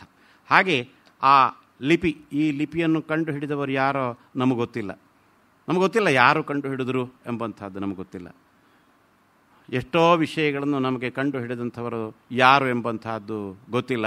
ಆ ವಿಜ್ಞಾನಕ್ಕೂ ಗೊತ್ತಿಲ್ಲ ಯಾರು ಚಕ್ರವನ್ನು ಮೊದಲು ಕಂಡು ಹಿಡಿದ್ರು, ಯಾರು ಸೂಜಿಯನ್ನು ಮೊದಲು ಕಂಡು ಹಿಡಿದ್ರು ಅಂತೆಲ್ಲ ಪ್ರಶ್ನೆ ಹಾಕ್ತಾರಲ್ಲ. ಹಾಗೆ ಯಾರು ಲಿಪಿಯನ್ನು ಕಂಡು ಹಿಡಿದ್ರು ಅಂತ ಹೇಳಿದರೆ, ಇಂಥ ಕಾಲದಿಂದ ಬರವಣಿಗೆ ಪ್ರಾರಂಭ ಬಂದದ್ದು ಕಾಣ್ತದೆ ನಮಗೆ ಅಂತ ಹೇಳಬಹುದು. ಯಾರೋ ಒಬ್ಬ ಅಶೋಕನ ಕಾಲದ ಒಬ್ಬ ಲಿಪಿಕಾರನ ಹೆಸರು ಕಾಣ್ತದೆ, ಚಪಡೇನ ಲಿಖಿತಂ, ಚಪಡ ಅಂತ ಅವನ ಹೆಸರಂತೆ, ಅದು ಒಂದು ಗೊತ್ತಾಗ್ತದೆ. ಹಾಗೆ ಅಂತೇಳಿ ಆ ಚಪಡನೇ ಇದನ್ನು ಸೃಷ್ಟಿ ಮಾಡಿದಂಥವನೇನೂ ಅಲ್ಲ. ಹಾಗೆ ಅವನಿಗಿಂತ ಹಿಂದಿನವರು ಯಾರೋ ಸೃಷ್ಟಿ ಮಾಡಿದ್ದಾರೆ, ಯಾರು ಎಂಬಂಥದ್ದು ನಮಗೆ ಗೊತ್ತಿಲ್ಲ. ಹಾಗೆ ಆ ಅಜ್ಞಾತರಾದಂಥ ನಮ್ಮ ಪೂರ್ವಿಕರು ಮಾಡಿದಂಥ ಸಾಧನೆ ಬಹಳ ದೊಡ್ಡದು. ಕಾಲದೇಶವನ್ನು ಮೀರುವಂಥ ಪ್ರಯತ್ನ ಮಾಡಿದ್ದಾರಲ್ಲ, ಅದು ಬಹಳ ದೊಡ್ಡದು. ಹಾಗೆ ಅವರು ಬಳಸ್ತಾ ಇದ್ದಂಥ ಭಾಷೆಗೆ ಲಿಪಿಯ ಆನುಕೂಲ್ಯದಿಂದಾಗಿ ಕಾಲಾತೀತತೆಯ ಗುಣ ಪ್ರಾಪ್ತಿಸಿದೆ. ಈ ಅನುಕೂಲವನ್ನು ಸದುಪಯೋಗಪಡಿಸಿಕೊಂಡು ಆ ಭಾಷೆಯನ್ನು ತಿಳಿಯುವುದು ಮತ್ತು ಸದುಪಯೋಗಪಡಿಸಿಕೊಳ್ಳುವುದು ನಮ್ಮ ಕರ್ತವ್ಯ. ಯಾಕೆಂದರೆ ನಾವು ಅದರ ಹಕ್ಕುದಾರರು, ನಾವು ಅದರ ಉತ್ತರಾಧಿಕಾರಿಗಳು. ಈ ಭಾಷೆಯ ಉತ್ತರಾಧಿಕಾರಿಗಳು. ನಾವು ಉತ್ತರಾಧಿಕಾರಿಗಳು ಅಂತಾದಾಗ ಅದನ್ನು ಅನುಭವಿಸುವುದು ಮಾತ್ರ ಅಲ್ಲ, ಅವರಿಗೆ ಕೃತಜ್ಞತೆಯನ್ನು ಸಮರ್ಪಿಸಬೇಕು. ಆಮೇಲೆ ಅನುಬಂಧ ಚತುಷ್ಟಯದಲ್ಲಿ ಪ್ರಯೋಜನ ಎಂಬುದು 4ನೇದು. ನಮ್ಮ ಭಾಷೆಯನ್ನು ನಾವು ಅಧ್ಯಯನ ಮಾಡಿದಾಗ ಅದರಿಂದ ಉಂಟಾಗುವ ಪ್ರಯೋಜನ ಏನು ಎಂದು ಪ್ರಶ್ನೆ ಕೇಳಿಕೊಳ್ಳಬೇಕಾಗಿಯೇ ಇಲ್ಲ. ಅದರ ಉತ್ತರ ನಮ್ಮ ಮನಸ್ಸಿನಲ್ಲಿಯೇ ಇದೆ ಎಂದು ಹೇಳಬಹುದಾದರೂ ಶಾಸ್ತ್ರೀಯ ವಿಶ್ಲೇಷಣೆಯ ದೃಷ್ಟಿಯಿಂದ, ಹಿನ್ನೆಲೆಯಿಂದ ಆ ಬಗೆಗೆ ನಾವು ಆಲೋಚಿಸಲೇಬೇಕಾಗ್ತದೆ. ನಮ್ಮನ್ನು ನಾವು ತಿಳಿಯುವುದು ಜೀವನದ ಪರಮ ಗಂತವ್ಯ. ಜೀವನದ ಗುರಿ ಏನು ಅಂತ ಕೇಳಿದರೆ ನಮ್ಮನ್ನು ನಾವು ತಿಳಿದುಕೊಳ್ಳುವಂತಹದ್ದು ಎಂಬುದಾಗಿ ನಮ್ಮ ಹಿನ್ನೆಲೆ ಹೇಳ್ತದೆ. ನಮ್ಮ ಹಿರಿಯರು ಹಾಗೆ ಹೇಳಿದ್ದಾರೆ. ಅದು ವಿವರಣೆಗೆ ದೊರೆಯುವಂತಹದಲ್ಲ, ಅನುಭವೈಕ ವೇದ್ಯವಾದದ್ದು. ಭಾಷೆಯು ಅನುಭವವನ್ನು ಅದರ ಮಟ್ಟಕ್ಕೇರಿ ವಿವರಿಸಲು ಅಸಮರ್ಥ. ಈಗ ಅನುಭವ ಮತ್ತು ಅಭಿವ್ಯಕ್ತಿ ಅಭಿವ್ಯಕ್ತಿ ಅಂತ ಹೇಳಿದರೆ ಅನುಭವವನ್ನು ನಿರೂಪಣೆ ಮಾಡುವಂತಹದ್ದು ಭಾಷೆಯ ಮೂಲಕ. ಯಾವುದೇ ಅನುಭವವನ್ನು ಆ ಅನುಭವದ ಪ್ರಮಾಣದಲ್ಲಿ, ಅನುಭವದ ಮಟ್ಟದಲ್ಲಿ ವಿವರಿಸಲಿಕ್ಕೆ ಸಾಧ್ಯ ಇಲ್ಲ. ಭಾಷೆ ಎಷ್ಟೇ ಸೂಕ್ಷ್ಮವಾದರೂ, ಅದು ಎಷ್ಟೇ ಪ್ರಬುದ್ಧವಾದರೂ, ಅದರ ಭಾಷೆಯ ಕೋಶ ಎಷ್ಟೇ ವಿಸ್ತಾರವಾದರೂ, ಭಾಷೆಯ ನಿರೂಪಣಾ ತಂತ್ರಗಳು ಎಷ್ಟೇ ವೈವಿಧ್ಯಪೂರ್ಣವಾಗಿ ಇದ್ದರೂ ಕೂಡ ಅನುಭವವನ್ನು ಸಂಪೂರ್ಣವಾಗಿ ವಿವರಿಸಲಿಕ್ಕೆ ಸಾಧ್ಯವಿಲ್ಲ ಅಂತೇಳಿ. ನಮಗೆ, ನಾನು ಚಿಕ್ಕವನಿರುವಾಗ ಒಂದು ಉದಾಹರಣೆಯನ್ನು ಹೇಳ್ತೇನೆ, ಲೌಕಿಕವಾದಂಥ ಉದಾಹರಣೆ. ನಮ್ಮಲ್ಲಿ ಮಂಗಳೂರಿನಿಂದ ಬೆಲ್ಲ ತೆಗೆದುಕೊಳ್ಳುವಂತಹ ಪದ್ಧತಿ ಇತ್ತು. ಸಾಮಾನ್ಯವಾಗಿ ಈ ಧನು ಮಕರ ಮಾಸಗಳಿಗಾಗುವಾಗ, ಅಂದರೆ ಜನವರಿ ತಿಂಗಳಿನಲ್ಲಿ ಹೊಸ ಬೆಲ್ಲ ಬರ್ತದೆ. ಉಳ್ಳಾಲ ಬೆಲ್ಲ ಅಂತ ಅಲ್ಲಿ ನಮ್ಮ ಊರಿನಲ್ಲಿ ಪ್ರಸಿದ್ಧ. ನೇತ್ರಾವತಿ ನದಿಯ ದಡದಲ್ಲಿ ಉಳ್ಳಾಲ ಪ್ರದೇಶದಲ್ಲಿ ಕಬ್ಬು ಬೆಳೆಸ್ತಾಯಿದ್ರು, ಬೆಲ್ಲ ಮಾಡ್ತಾಯಿದ್ರು. ಆವಾಗ ಎಲ್ಲ ಸಮಯದಲ್ಲಿ ಬೆಲ್ಲ ದೊರಕುವುದು ಅಂತ ಹೇಳುವಂಥದ್ದು ಇರಲಿಲ್ಲ. ಬೆಲ್ಲ ಬೇಕಾದವರು ದಾಸ್ತಾನು ಮಾಡಿಕೊಳ್ಬೇಕು. ಆ ಸಮಯದಲ್ಲಿ ಬೆಲ್ಲದ ಅಂಗಡಿಗಳಿಗೆ ಹೋಗಿ, ಬೆಲ್ಲದ ಸಾಹುಕಾರರೇ ಇರ್ತಾಯಿದ್ರು, ಬೆಲ್ಲ ಮಾತ್ರ ಮಾರಾಟ ಮಾಡೋದವರು ಹೆಚ್ಚಾಗಿ. ಆ ಬೆಲ್ಲದ ಅಂಗಡಿಗೆ ಹೋಗಿ ಬೆಲ್ಲ ತೆಗೆದುಕೊಂಡು ಬರಬೇಕಾಗಿತ್ತು. ನಮ್ಮ ತಂದೆಯವರು ನಾನು ಸಣ್ಣ ಪ್ರಾಯದಲ್ಲೇ ಅಲ್ಲಿಗೆ ಪೇಟೆಗೆ ಹೋಗುವ ಅಭ್ಯಾಸ ಮಾಡಿಸಿದ್ರು, ನಾನು ಹೈಸ್ಕೂಲಿಗೆ ಹೋಗುವಾಗಲೇ. ಆವಾಗ ಅವರು ಸೂಚನೆ ಕೊಟ್ಟರು, ಬೆಲ್ಲ ಒಂದೊಂದು ಆಲೆ ಮನೆಯಲ್ಲಿ ತಯಾರಾದಂತಹ ಬೆಲ್ಲಕ್ಕೆ ಒಂದೊಂದು ರುಚಿ ಇರ್ತದೆ, ಬೇರೆ ಬೇರೆ ರುಚಿ ಇರ್ತದೆ. ಆ ಬೆಲ್ಲದಲ್ಲಿ ಬಣ್ಣದಲ್ಲಿ ವ್ಯತ್ಯಾಸ ಇರ್ತದೆ, ರುಚಿಯಲ್ಲಿ ವ್ಯತ್ಯಾಸ ಇರ್ತದೆ, ಅದರಲ್ಲಿ ಹಾಕಿದ ಉಪ್ಪಿನ ಪ್ರಮಾಣದಲ್ಲಿ ವ್ಯತ್ಯಾಸ ಇರ್ತದೆ. ಆದ್ದರಿಂದ ನಮ್ಮ ಮನೆಗೆ ಹೊಂದುವಂತಹ ಬೆಲ್ಲವನ್ನು ನೋಡಿ ತರಬೇಕು ಎಂಬಂಥದ್ದನ್ನು ಹೇಳ್ತಾ ಇದ್ದರು. ಮತ್ತು ಆ ಬೆಲ್ಲಗಳೆಲ್ಲ ಮರದ ಡಬ್ಬಗಳಲ್ಲಿ ಬರ್ತಾಯಿದ್ದು, ಮರದ ಪೆಟ್ಟಿಗೆಗಳಲ್ಲಿ. ಆ ಪೆಟ್ಟಿಗೆಗಳು ಒಂದೊಂದು ಆಲೆಮನೆಯದ್ದು. ಅದು ಆ ಬೆಲ್ಲದ ಸಾಹುಕಾರರಿಗೆ ಅದೆಲ್ಲ ಗೊತ್ತಿರ್ತದೆ, ಯಾವ ಆಲೆಮನೆ ಬೆಲ್ಲ ಒಳ್ಳೆಯದು, ಯಾರು ಚೆನ್ನಾಗಿ ಅನುಭವಸ್ಥರು ಬೆಲ್ಲ ತಯಾರು ಮಾಡೋದಿಲ್ಲ ಎಂಬಂಥದ್ದು ಗೊತ್ತಿರ್ತದೆ. ಹಾಗೆ ಆ ಬೆಲ್ಲದ ಒಂದೊಂದು ಸಣ್ಣ ಸಣ್ಣ ತುಂಡನ್ನು ರುಚಿ ನೋಡಿ ತರಬೇಕು ಅಂತ. ಆ ಒಂದೊಂದು ಪೆಟ್ಟಿಗೆಯ ಬೆಲ್ಲಕ್ಕೂ ರುಚಿಯಲ್ಲಿ ವ್ಯತ್ಯಾಸ, ಒಂದೇ ರುಚಿ ಅಲ್ಲ, ಎಲ್ಲವೂ ಸಿಹಿಯೇ. ಆ ಸಿಹಿಯ ಪ್ರಮಾಣದಲ್ಲಿ, ಸಿಹಿಯ ರೂಪದಲ್ಲಿ ವ್ಯತ್ಯಾಸಗಳು. ಈ ವ್ಯತ್ಯಾಸವನ್ನು ನಮ್ಮ ಭಾಷೆ ಎಷ್ಟು ಸೂಕ್ಷ್ಮ ಆದರೂ ಇದನ್ನು ಹೇಳುವುದು ಹೇಗೆ? ಈ ವ್ಯತ್ಯಾಸವನ್ನು ನಾವು ಹೇಗೆ ಹೇಳಬಲ್ಲೆವು? ಒಂದೇ ಬಗೆಯದು ಕಡಲೆಬೇಳೆಯೋ ಯಾವುದೋ ಒಂದು ಪಾಯಸ, ಒಂದು ದಿವಸ ಮಾಡಿದ ಪಾಯಸಕ್ಕೂ ಇನ್ನೊಂದು ದಿವಸ ಮಾಡಿದ ಪಾಯಸಕ್ಕೂ ಮಾಡಿದ ಅಮ್ಮ ಅವರೇ ಆದರೂ ರುಚಿಯಲ್ಲಿ ವ್ಯತ್ಯಾಸ ಇರ್ತದೆ. ಈ ವ್ಯತ್ಯಾಸವನ್ನು ನಾವು ಹೇಳುವುದು ಹೇಗೆ? ನಮಗೆ ಭಾಷೆ ಚೆನ್ನಾಗಿ ಬರ್ತದೆ, ಹೇಗೆ ಹೇಳಬಲ್ಲೆವು?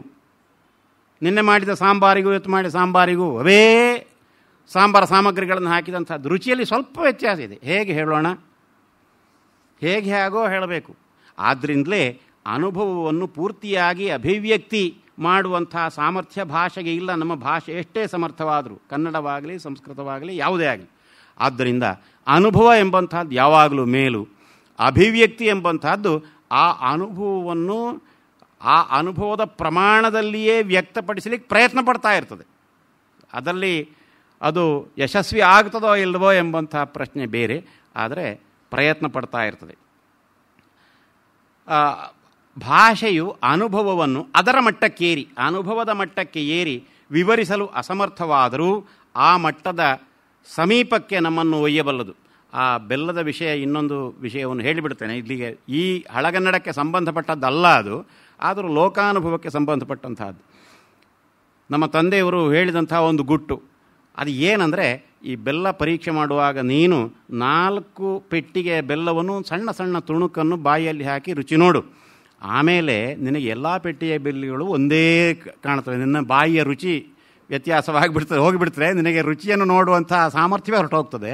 ಆದ್ದರಿಂದ ಕೊನೆಗೆ 4 ಪೆಟ್ಟಿಗೆ ಒಂದೊಂದು ತುಣುಕು ಬೆಲ್ಲವನ್ನು ತಿಂದು ಕೊನೆಗೆ ಬೆಲ್ಲದ ಸಾಹುಕಾರ ಹತ್ರ ಹೇಳಬೇಕು, ನಮ್ಮ ಮನೆಗೆ ಒಳ್ಳೆಯ ಬೆಲ್ಲ ಯಾವಾಗಲೂ ನೀವು ಕೊಡ್ತೀರಿ, ನಮಗೆ ಆಗುವಂಥ ಬೆಲ್ಲವನ್ನು ನೀವೇ ಆಯ್ಕೆ ಮಾಡಿ ಕೊಡಿ ಅಂತ ಕೇಳು ಕೊನೆಗೆ. ಇದು ಕೊನೆಗೆ ಮಾಡಬೇಕಾದಂತಹದ್ದು ಅಂತ ಅವರು ಸೂಚನೆ ಕೊಟ್ಟಂತಹದ್ದುಂಟು. ಇದು ನೇರವಾಗಿ ಈ ಉಪನ್ಯಾಸಕ್ಕೆ ಸಂಬಂಧಪಟ್ಟಂತಹ ವಿಷಯ ಅಲ್ಲ, ಬೇರೆ. ಹೀಗೆ ಭಾಷೆಯು ಅನುಭವವನ್ನು ಅದರ ಮಟ್ಟಕ್ಕೆ ಏರಿ ವಿವರಿಸಲು ಅಸಮರ್ಥವಾದರೂ ಆ ಮಟ್ಟದ ಸಮೀಪಕ್ಕೆ ನಮ್ಮನ್ನು ಒಯ್ಯಬಲ್ಲದು. ಸಮೀಪಕ್ಕೆ ಅದನ್ನು ಸ್ವಲ್ಪ ಸ್ವಲ್ಪ ಹೇಳಬಲ್ಲೆವು. ಕೆಲವರು ಚೆನ್ನಾಗಿ ಹೇಳಬಲ್ಲರು, ಕೆಲವರು ಒಂದಿಷ್ಟು ಕಡಿಮೆ ಪ್ರಮಾಣದಲ್ಲಿ ಹೇಳಬಲ್ಲರು. ಅವರವರ ಅಭಿವ್ಯಕ್ತಿ ಸಾಮರ್ಥ್ಯಕ್ಕೆ ಅನುಗುಣವಾಗಿ ಇದು ವ್ಯತ್ಯಾಸ ಆಗ್ತದೆ. ಆದುದರಿಂದಲೇ ಕಾವ್ಯದಿಂದ ದೊರೆಯುವ ಆನಂದವು ಬ್ರಹ್ಮಾನಂದ ಸಹೋದರ ಸ್ವರೂಪದ್ದು ಎಂಬುದಾಗಿ ನಮ್ಮ ಚಿಂತಕರು, ಕಾವ್ಯಮೀಮಾಂಸಕರು ನಿರೂಪಿಸಿದರು. ಬ್ರಹ್ಮಾನಂದ ಸಹೋದರ, ಕಾವ್ಯದ ಆನಂದಕ್ಕೆ ಬ್ರಹ್ಮಾನಂದ ಸಹೋದರ ಅಂತ. ಆಮೇಲೆ ವೇದಗಳಲ್ಲಿ ಬರುವಂತಹ ಈ ಮಂತ್ರಗಳು ಯಥೋ ವಾಚೋ ನಿವರ್ತಂತೆ ಎಂಬಿತ್ಯಾದಿ ಶ್ರುತಿವಾಕ್ಯಗಳು. ಯಥೋ ವಾಚೋ ನಿವರ್ತಂತೆ ಅಪ್ರಾಪ್ಯ ಮನಸಾ ಸಹ ಈ ಥರದ ಮಂತ್ರಗಳು ಬರ್ತವೆ. ಈ ಶ್ರುತಿವಾಕ್ಯಗಳು ಅನುಭವದ ಪೂರ್ಣತ್ವವನ್ನು ಭಾಷೆ ವಿವರಿಸಲಾರದು ಎಂದು ಹೇಳುತ್ತವಾದರೂ ಅದರ ಯಥೋ ವಾಚೋ ನಿವರ್ತಂತೆ ಅನುಭವವನ್ನು ಪೂರ್ಣ ಪ್ರಮಾಣದಲ್ಲಿ ಹೇಳಲು ಸಾಧ್ಯವಾಗದೆ ವಾಕ್ ಎಂಬಂತಹದ್ದು ಹಿಂತಿರುಗಿ ಬರ್ತದೆ ಅಂತ ಅರ್ಥ. ಮಾತು ಹಿಂದಿರುಗಿ ಬರ್ತದೆ, ಅಲ್ಲಿವರೆಗೆ ಹೋಗ್ತದೆ, ತಲುಪುತ್ತದೆ ಅಂತ ಆಗಿ ಅಲ್ಲಿಂದ ಹಿಂದೆ ತಿರುಗಿ ಬರ್ತದೆ ಅಂತ. ನಿವರ್ತಂತೆ ಪೂರ್ತಿಯಾಗಿ ಹೇಳಲಿಕ್ಕೆ ಆಗುವುದಿಲ್ಲ ಮಾತಿನಿಂದ ಅಂತ. ಹೀಗೆ ಹೇಳಿದರೂ ಅದನ್ನು ಮಾತನ್ನು ನಾವು ತಿರಸ್ಕರಿಸಲಿಲ್ಲ, ಅದಕ್ಕೆ ದೇವಿಯ ಸ್ಥಾನವನ್ನು ಕೊಟ್ಟಿದ್ದಾರೆ, ದೇವತಾ ಸ್ವರೂಪ ಅದು ಅಂತ ಹೇಳಿದ್ದಾರೆ. ಹೀಗೆ ಯಥೋ ವಾಚೋ ನಿವರ್ತಂತೆ ಎಂಬಿತ್ಯಾದಿ ಶ್ರುತಿವಾಕ್ಯಗಳು ಅನುಭವದ ಪೂರ್ಣತ್ವವನ್ನು ಭಾಷೆ ವಿವರಿಸಲಾರದೆಂದು ಹೇಳುತ್ತವಾದರೂ ತಾಂ ವಿಶ್ವರೂಪಾ ಪಶವೋ ವದಂತಿ ವಾಚಂ ದೇವಾ ಉಪಜೀವಂತಿ ವಿಶ್ವೇ ವಾಚಂ ಗಂಧರ್ವಾ ಪಶವೋ ಮನುಷ್ಯಾ ವಾಚೀಮಾ ವಿಶ್ವಾ ಭುವನಾನ್ಯರ್ಪಿತ ವಾಗಕ್ಷರಂ ಪ್ರಥಮಜಾ ಋತಸ್ಯ ವೇದಾನಾಂ ಮಾತಾಮೃತಸ್ಯ ನಾಭಿಹಿ. ಈ ಥರದ ಮಾತುಗಳನ್ನು ವೇದಗಳಲ್ಲಿ ಹೇಳಿದ್ದಾರೆ, ದೇವಿ ಸೂಕ್ತದಲ್ಲಿರುವಂಥದ್ದು. ಈ ಮೊದಲಾದ ವಾಕ್ಯಗಳು ಭಾಷೆಯ ವೈಶಿಷ್ಟ್ಯ ಏನು ಎಂಬುದನ್ನು ತಿಳಿಸುತ್ತವೆ. ಈ ವಾಕ್ಯಗಳು ಕೇವಲ ವೇದ ಭಾಷೆಗೋ ಸಂಸ್ಕೃತ ಭಾಷೆಗೋ ಸೀಮಿತವಾಗಿರದೆ ವಾಕ್ತತ್ವ ಅಂತ ಹೇಳಿದಾಗ ಎಲ್ಲ ಭಾಷೆಗಳು ಸೇರಿಬಿಡ್ತವೆ, ಅಭಿವ್ಯಕ್ತಿ ತತ್ವ ಆಗ್ತದೆ ಅದು. ಈಗ ನಾವು ಸಂಸ್ಕೃತದಲ್ಲಿ ಮಾತ್ರ ವಾಕ್ತತ್ವ ಎಂಬಂಥದ್ದಿರುವುದಲ್ಲ, ಕನ್ನಡದಲ್ಲಿ ಮಾತ್ರ ಅಲ್ಲ, ಎಲ್ಲ ಭಾಷೆಗಳು ಅನುಭವವನ್ನು ಅಭಿವ್ಯಕ್ತಿ ಮಾಡುವಂಥ ವಿಧಾನಗಳೇ ತಾನೆ. ಎಲ್ಲ ಭಾಷೆಗಳು, ಅದು ಇಂಗ್ಲೀಷ್ ಆಗಿರ್ಬೋದು, ಯಾವುದೋ ಚೀನಿ ಭಾಷೆ ಆಗಿರ್ಬೋದು, ಯಾವುದೋ ಭಾಷೆ ಆಗಿರ್ಬೋದು, ಅನುಭವವನ್ನು ಅಭಿವ್ಯಕ್ತಿ ಮಾಡುವಂಥ, ಅಭಿಪ್ರಾಯವನ್ನು ವ್ಯಕ್ತಪಡಿಸುವಂಥ ಒಂದು ಕ್ರಮವೇ ತಾನೆ. ಆದ್ದರಿಂದ ಎಲ್ಲ ಭಾಷೆಗಳು ವಾಕ್ ತತ್ವವನ್ನು ಕುರಿತಾಗಿವೆ ಎಂಬುದನ್ನು ಗಮನಿಸಬೇಕು. ಸಂಸ್ಕೃತ ಭಾಷೆಗೆ ಇವು ಅನ್ವಯಿಸಿದಷ್ಟೇ ಕನ್ನಡಕ್ಕೂ ಅನ್ವಯಿಸುವಂಥವು. ಆದುದರಿಂದಲೇ ಭಾಷಾಧ್ಯಯನವನ್ನು ಜೀವನದ ಗುರಿಯೊಂದಿಗೆ ಜೋಡಿಸಲಾಗಿದೆ. ಕೇಶರಾಜನ ಶಬ್ದಮಣಿ ದರ್ಪಣದಲ್ಲಿ ವ್ಯಾಕರಣಾಧ್ಯಯನದ ಫಲ ಏನು ಎಂಬುದರ ಬಗೆಗೆ ಇದೊಂದು ಸೂತ್ರ ಇದೆ. ವ್ಯಾಕರಣಾಧ್ಯಯನ ಅಂತ ಹೇಳಿದರೆ ಭಾಷಾಧ್ಯಯನವೇ, ಭಾಷಾಧ್ಯಯನದ ಮೊದಲ ಹಂತ ವ್ಯಾಕರಣಾಧ್ಯಯನ ಎಂಬಂಥದ್ದು. ವ್ಯಾಕರಣದಿಂದೆ ಪದಮಾ ವ್ಯಾಕರಣದ ಪದದಿನ ಅರ್ಥಮರ್ಥದೆ ತತ್ವಾಲೋಕಂ ತತ್ವಾಲೋಕದಿನ ಆಕಾಂಕ್ಷಿಪ ಮುಕ್ತಿಯಕ್ಕೂ ಇದೇ ಬುಧರ್ಗೆ ಫಲಂ. ಶಬ್ದಮಣಿ ದರ್ಪಣದ 10ನೆಯ ಸೂತ್ರ ಇದು. ಇಲ್ಲಿ ವ್ಯಾಕರಣಾಧ್ಯಯನ ಅರ್ಥಾತ್ ಭಾಷಾಧ್ಯಯನವು ಜೀವನದ ಗುರಿಯಾದ ಮುಕ್ತಿಗೆ ದಾರಿ ಎಂದು ಹೇಳಿದ ಈ ಮಾತು ಕೇವಲ ಕನ್ನಡಕ್ಕೆ ಸೀಮಿತವಾದುದಲ್ಲ, ಇದು ನಮ್ಮ ಭಾರತೀಯ ಋಷಿ ಪರಂಪರೆಗೆ ಸಮ್ಮತವಾದ ಅಭಿಪ್ರಾಯ. ಯಾಕೆಂದರೆ ಸಂಸ್ಕೃತದಲ್ಲಿ ಕೂಡ ಇಂಥ ಮಾತುಗಳೇ ಇವೆ. ಸಂಸ್ಕೃತ ಅಂಥ ಮಾತುಗಳನ್ನು ಇಟ್ಟುಕೊಂಡೇ ಕೇಶಿರಾಜ ಈ ಶಬ್ದಮಣಿ ದರ್ಪಣದ ಈ ಸೂತ್ರವನ್ನು ಬರೆದಿದ್ದಾನೆ. ವ್ಯಾಕರಣದಿಂದ ಪದ ಸಿದ್ಧಿ ಆಗ್ತದೆ, ವ್ಯಾಕರಣದ ಪದದಿಂದ ಅರ್ಥ ಆಗ್ತದೆ, ಅರ್ಥದಿಂದ ತತ್ವಾಲೋಕನ ಉಂಟಾಗ್ತದೆ, ತತ್ವಾಲೋಕನದಿಂದ ಮುಕ್ತಿ ಉಂಟಾಗ್ತದೆ ಅಂತ ಆತ ಹೇಳಿದ್ದಾನೆ. ಸಂಸ್ಕೃತವನ್ನು ಅನುಸರಿಸಿಯೇ ಈ ಮಾತು ಬಂದಿರುವುದರಿಂದ ಇಲ್ಲಿಯೂ ನಾನು ಮೊದಲು ಹೇಳಿದಂಥ ನಾವು ಸಂಸ್ಕೃತ ಪರಿವಾರದವರು ಅಂತ ಹೇಳಿದಂತಹದ್ದು, ಕನ್ನಡವು ಸಂಸ್ಕೃತ ಪರಿವಾರಕ್ಕೆ ಸೇರಿದಂತಹದ್ದು ಅಂತ ಅದು ಸ್ಪಷ್ಟವಾಗ್ತದೆ ಇಲ್ಲಿ. ಆದ್ದರಿಂದ ಇಂತಹ ಅಭಿಪ್ರಾಯಗಳು ಅಖಿಲ ಭಾರತೀಯ ದೃಷ್ಟಿಕೋನದವು ಎಂಬುದಾಗಿ ನಾವು ಪರಿಗಣಿಸಬೇಕು. ಇದೇನು ಕನ್ನಡಿಗರ ಅಭಿಪ್ರಾಯ ಹೀಗೆ ಅಂತ ಹೇಳಬೇಕಾದ್ದಿಲ್ಲ. ಕೇಶರಾಜ ಒಬ್ಬನ ಅಭಿಪ್ರಾಯ ಅಲ್ಲ, ಇದು ಅಖಿಲ ಭಾರತೀಯ ದೃಷ್ಟಿಕೋನಕ್ಕೆ ಸಮ್ಮತವಾದಂಥ ಅಭಿಪ್ರಾಯ ಅಂತ. ಇದನ್ನು ಆಧ್ಯಾತ್ಮಿಕ ದೃಷ್ಟಿ ಎಂದು ಅಭಿಪ್ರಾಯಪಟ್ಟರು ಭಾಷಾಧ್ಯಯನದಿಂದ ಉಂಟಾಗುವ ಇತರ ಲೌಕಿಕ ದೃಷ್ಟಿಯ ಪ್ರಯೋಜನಗಳನ್ನು ಪರಿಗಣಿಸಬೇಕಾಗಿದೆ. ಪ್ರಯೋಜನ ಅಂತ ಹೇಳಿದಾಗ ಇಲ್ಲಿ ಆಧ್ಯಾತ್ಮಿಕ ದೃಷ್ಟಿಯದ್ದು ಆಯಿತು, ಆದರೆ ಆಧ್ಯಾತ್ಮಿಕ ದೃಷ್ಟಿ ಮಾತ್ರ ಅಲ್ಲ, ಲೌಕಿಕ ದೃಷ್ಟಿಯ ಪ್ರಯೋಜನಗಳು ಭಾಷಾಧ್ಯಯನದಿಂದ ಇವೆ ಎಂಬಂಥದ್ದು. ಅದರಲ್ಲಿ ಒಂದೊಂದನ್ನೇ ನೋಡೋಣ. ನಮ್ಮನ್ನೇ ನಾವು ಮರೆಯುವುದು ನಮ್ಮ ಜೀವನಕ್ಕೆ ಆಘಾತಕಾರಿ. ನಮ್ಮನ್ನು ನಾವು ಸರಿಯಾಗಿ ತಿಳಿಯುವಲ್ಲಿ ನಮ್ಮ ಪರಂಪರೆಯನ್ನು ತಿಳಿಯಲೇಬೇಕು. ಹಳಗನ್ನಡದ ಅಧ್ಯಯನದ ಮೂಲಕ ನಮ್ಮ ಪರಂಪರೆಯನ್ನು ತಿಳಿಯುವುದು ಸಾಧ್ಯ. ಆದ್ದರಿಂದ ನಾವು ಹಳಗನ್ನಡ ಅಧ್ಯಯನ ಮಾಡಬೇಕು. ಇದು ಅದರ ಪ್ರಯೋಜನಗಳನ್ನು ಹೇಳಿದಂಥದ್ದು. ಈ ಅಂಶವನ್ನು ನಾವು ಹಿಂದೆ ಸ್ವಲ್ಪ ಮಟ್ಟಿಗೆ ನೋಡಿದ್ದೇವೆ. ಇನ್ನೊಂದು ಅಂಶ, ಭೂತ ವರ್ತಮಾನ ಭವಿಷ್ಯಗಳ ಯೋಚನೆ ಮನುಷ್ಯನಿಗಿದೆ. ಕಳೆದು ಹೋದಂತಹದ್ದು, ಈಗ ಆಗುವಂತಹದ್ದು ಮತ್ತು ಮುಂದಿನದು.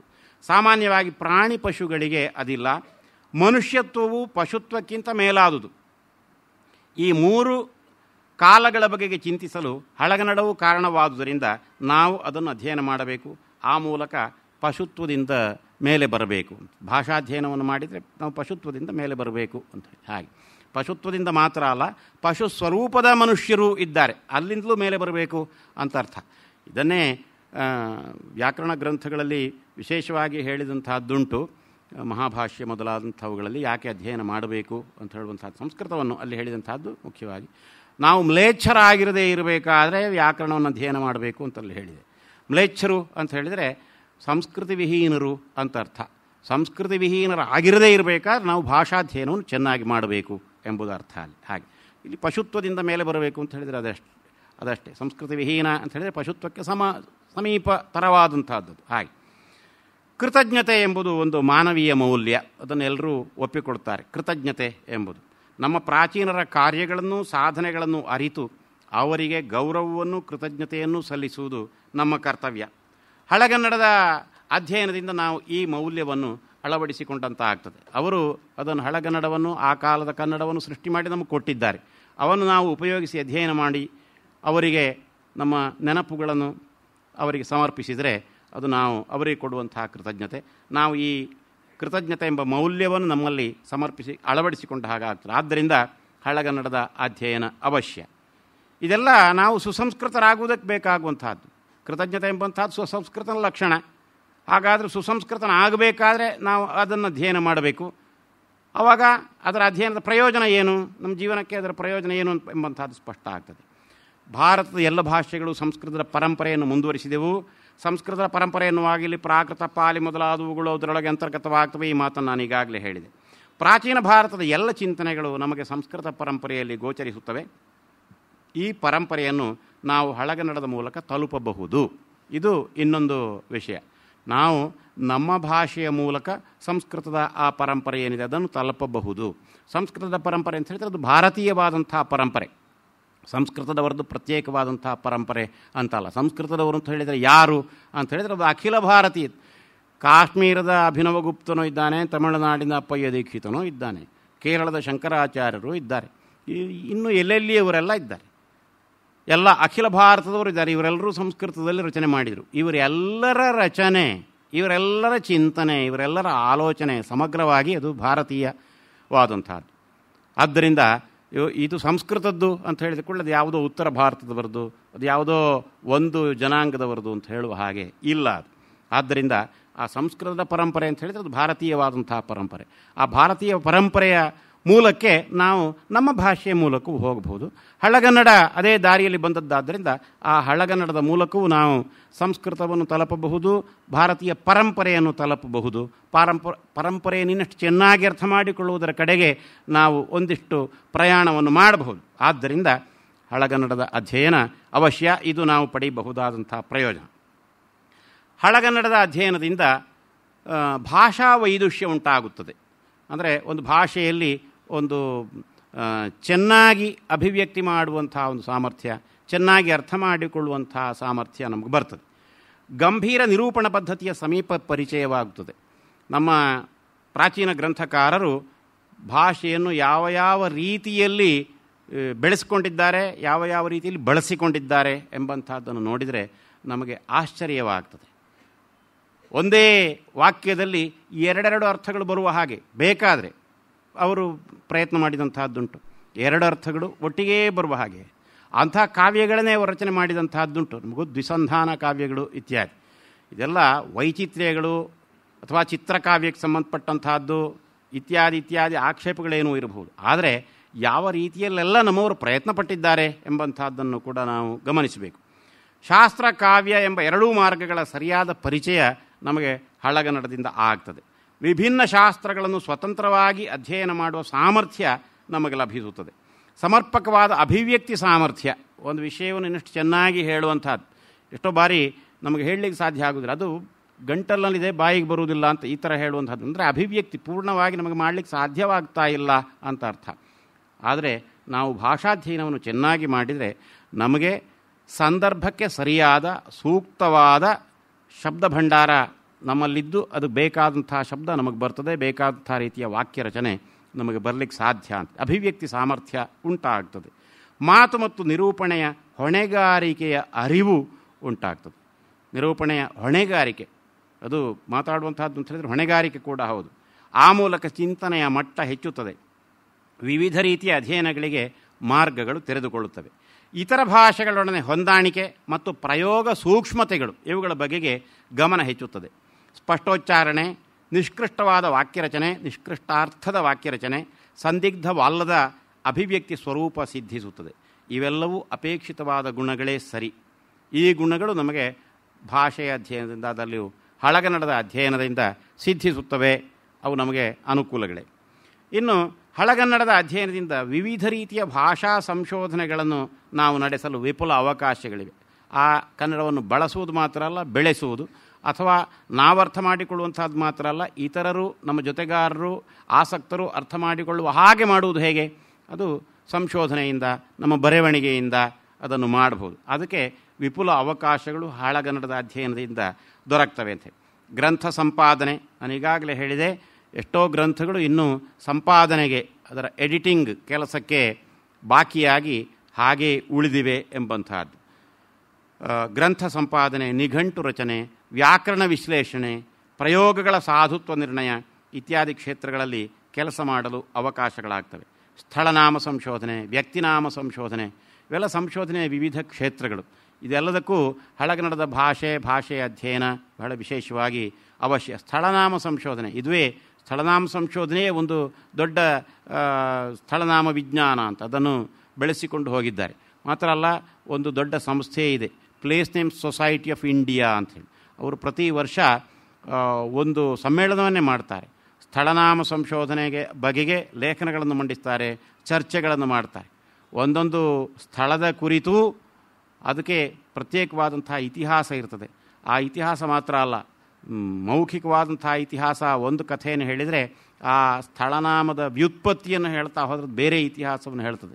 ಸಂಶೋಧನೆ ಬೇರೆ ವಿಷಯವನ್ನು ಹೇಳ್ತದೆ, ಜನಪ್ರಿಯವಾದಂಥ ಕಥೆ ಬೇರೆ ವಿಷಯವನ್ನು ಹೇಳ್ತದೆ. ಇಂಥದ್ದೆಲ್ಲ ಉಂಟು. ಇಂಥ ಕುತೂಹಲಕರವಾದಂಥ ಎಷ್ಟೋ ವಿಷಯಗಳು ನಮ್ಮ ಸ್ಥಳನಾಮ ಸಂಶೋಧನೆಯಲ್ಲಿ ಬರ್ತವೆ. ಹೀಗೆ ಸ್ಥಳನಾಮ ಸಂಶೋಧನೆ, ವ್ಯಕ್ತಿನಾಮ ಸಂಶೋಧನೆ, ಆಮೇಲೆ ಶಾಸನಗಳ ಪಾಠ ನಿರ್ಣಯ.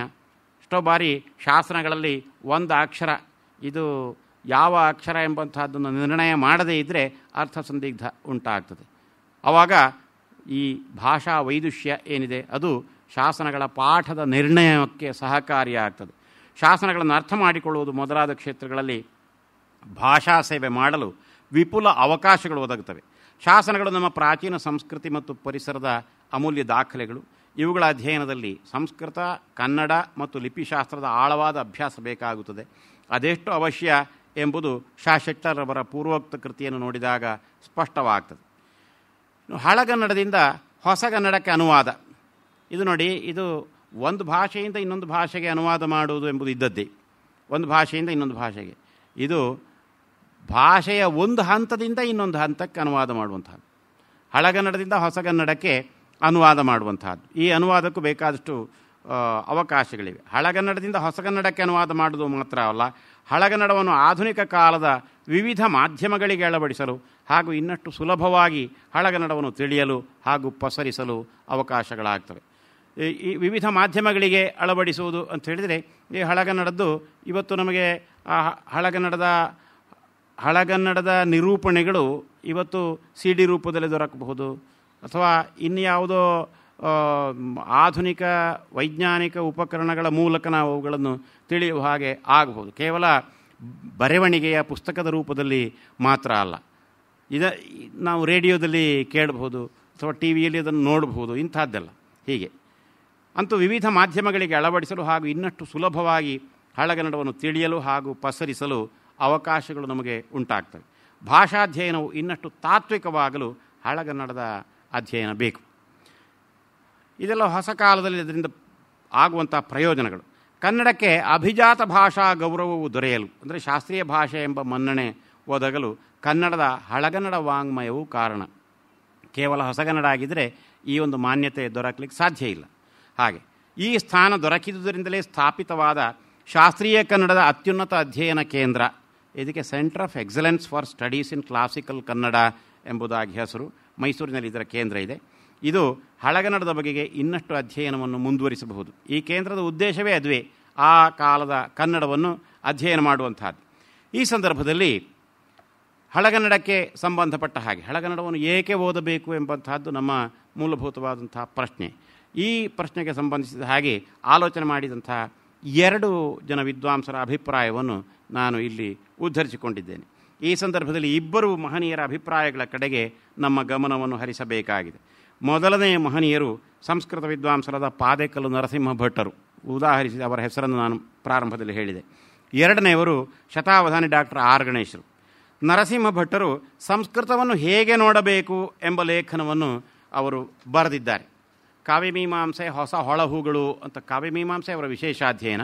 ಸಂಸ್ಕೃತವನ್ನು ಹೇಗೆ ನೋಡಬೇಕು ಎಂಬಂಥ ಒಂದು ಲೇಖನವನ್ನು ಅವರು ಬರೆದಿದ್ದು, ಇದು ಅವರ ಕಾವ್ಯಮೀಮಾಂಸೆ ಹೊಸ ಹೊಳಹುಗಳು ಎಂಬಂಥ ಪುಸ್ತಕದಲ್ಲಿ ಮಂಗಳೂರು ವಿಶ್ವವಿದ್ಯಾನಿಲಯದಿಂದ ಪ್ರಕಟಗೊಂಡಿದೆ.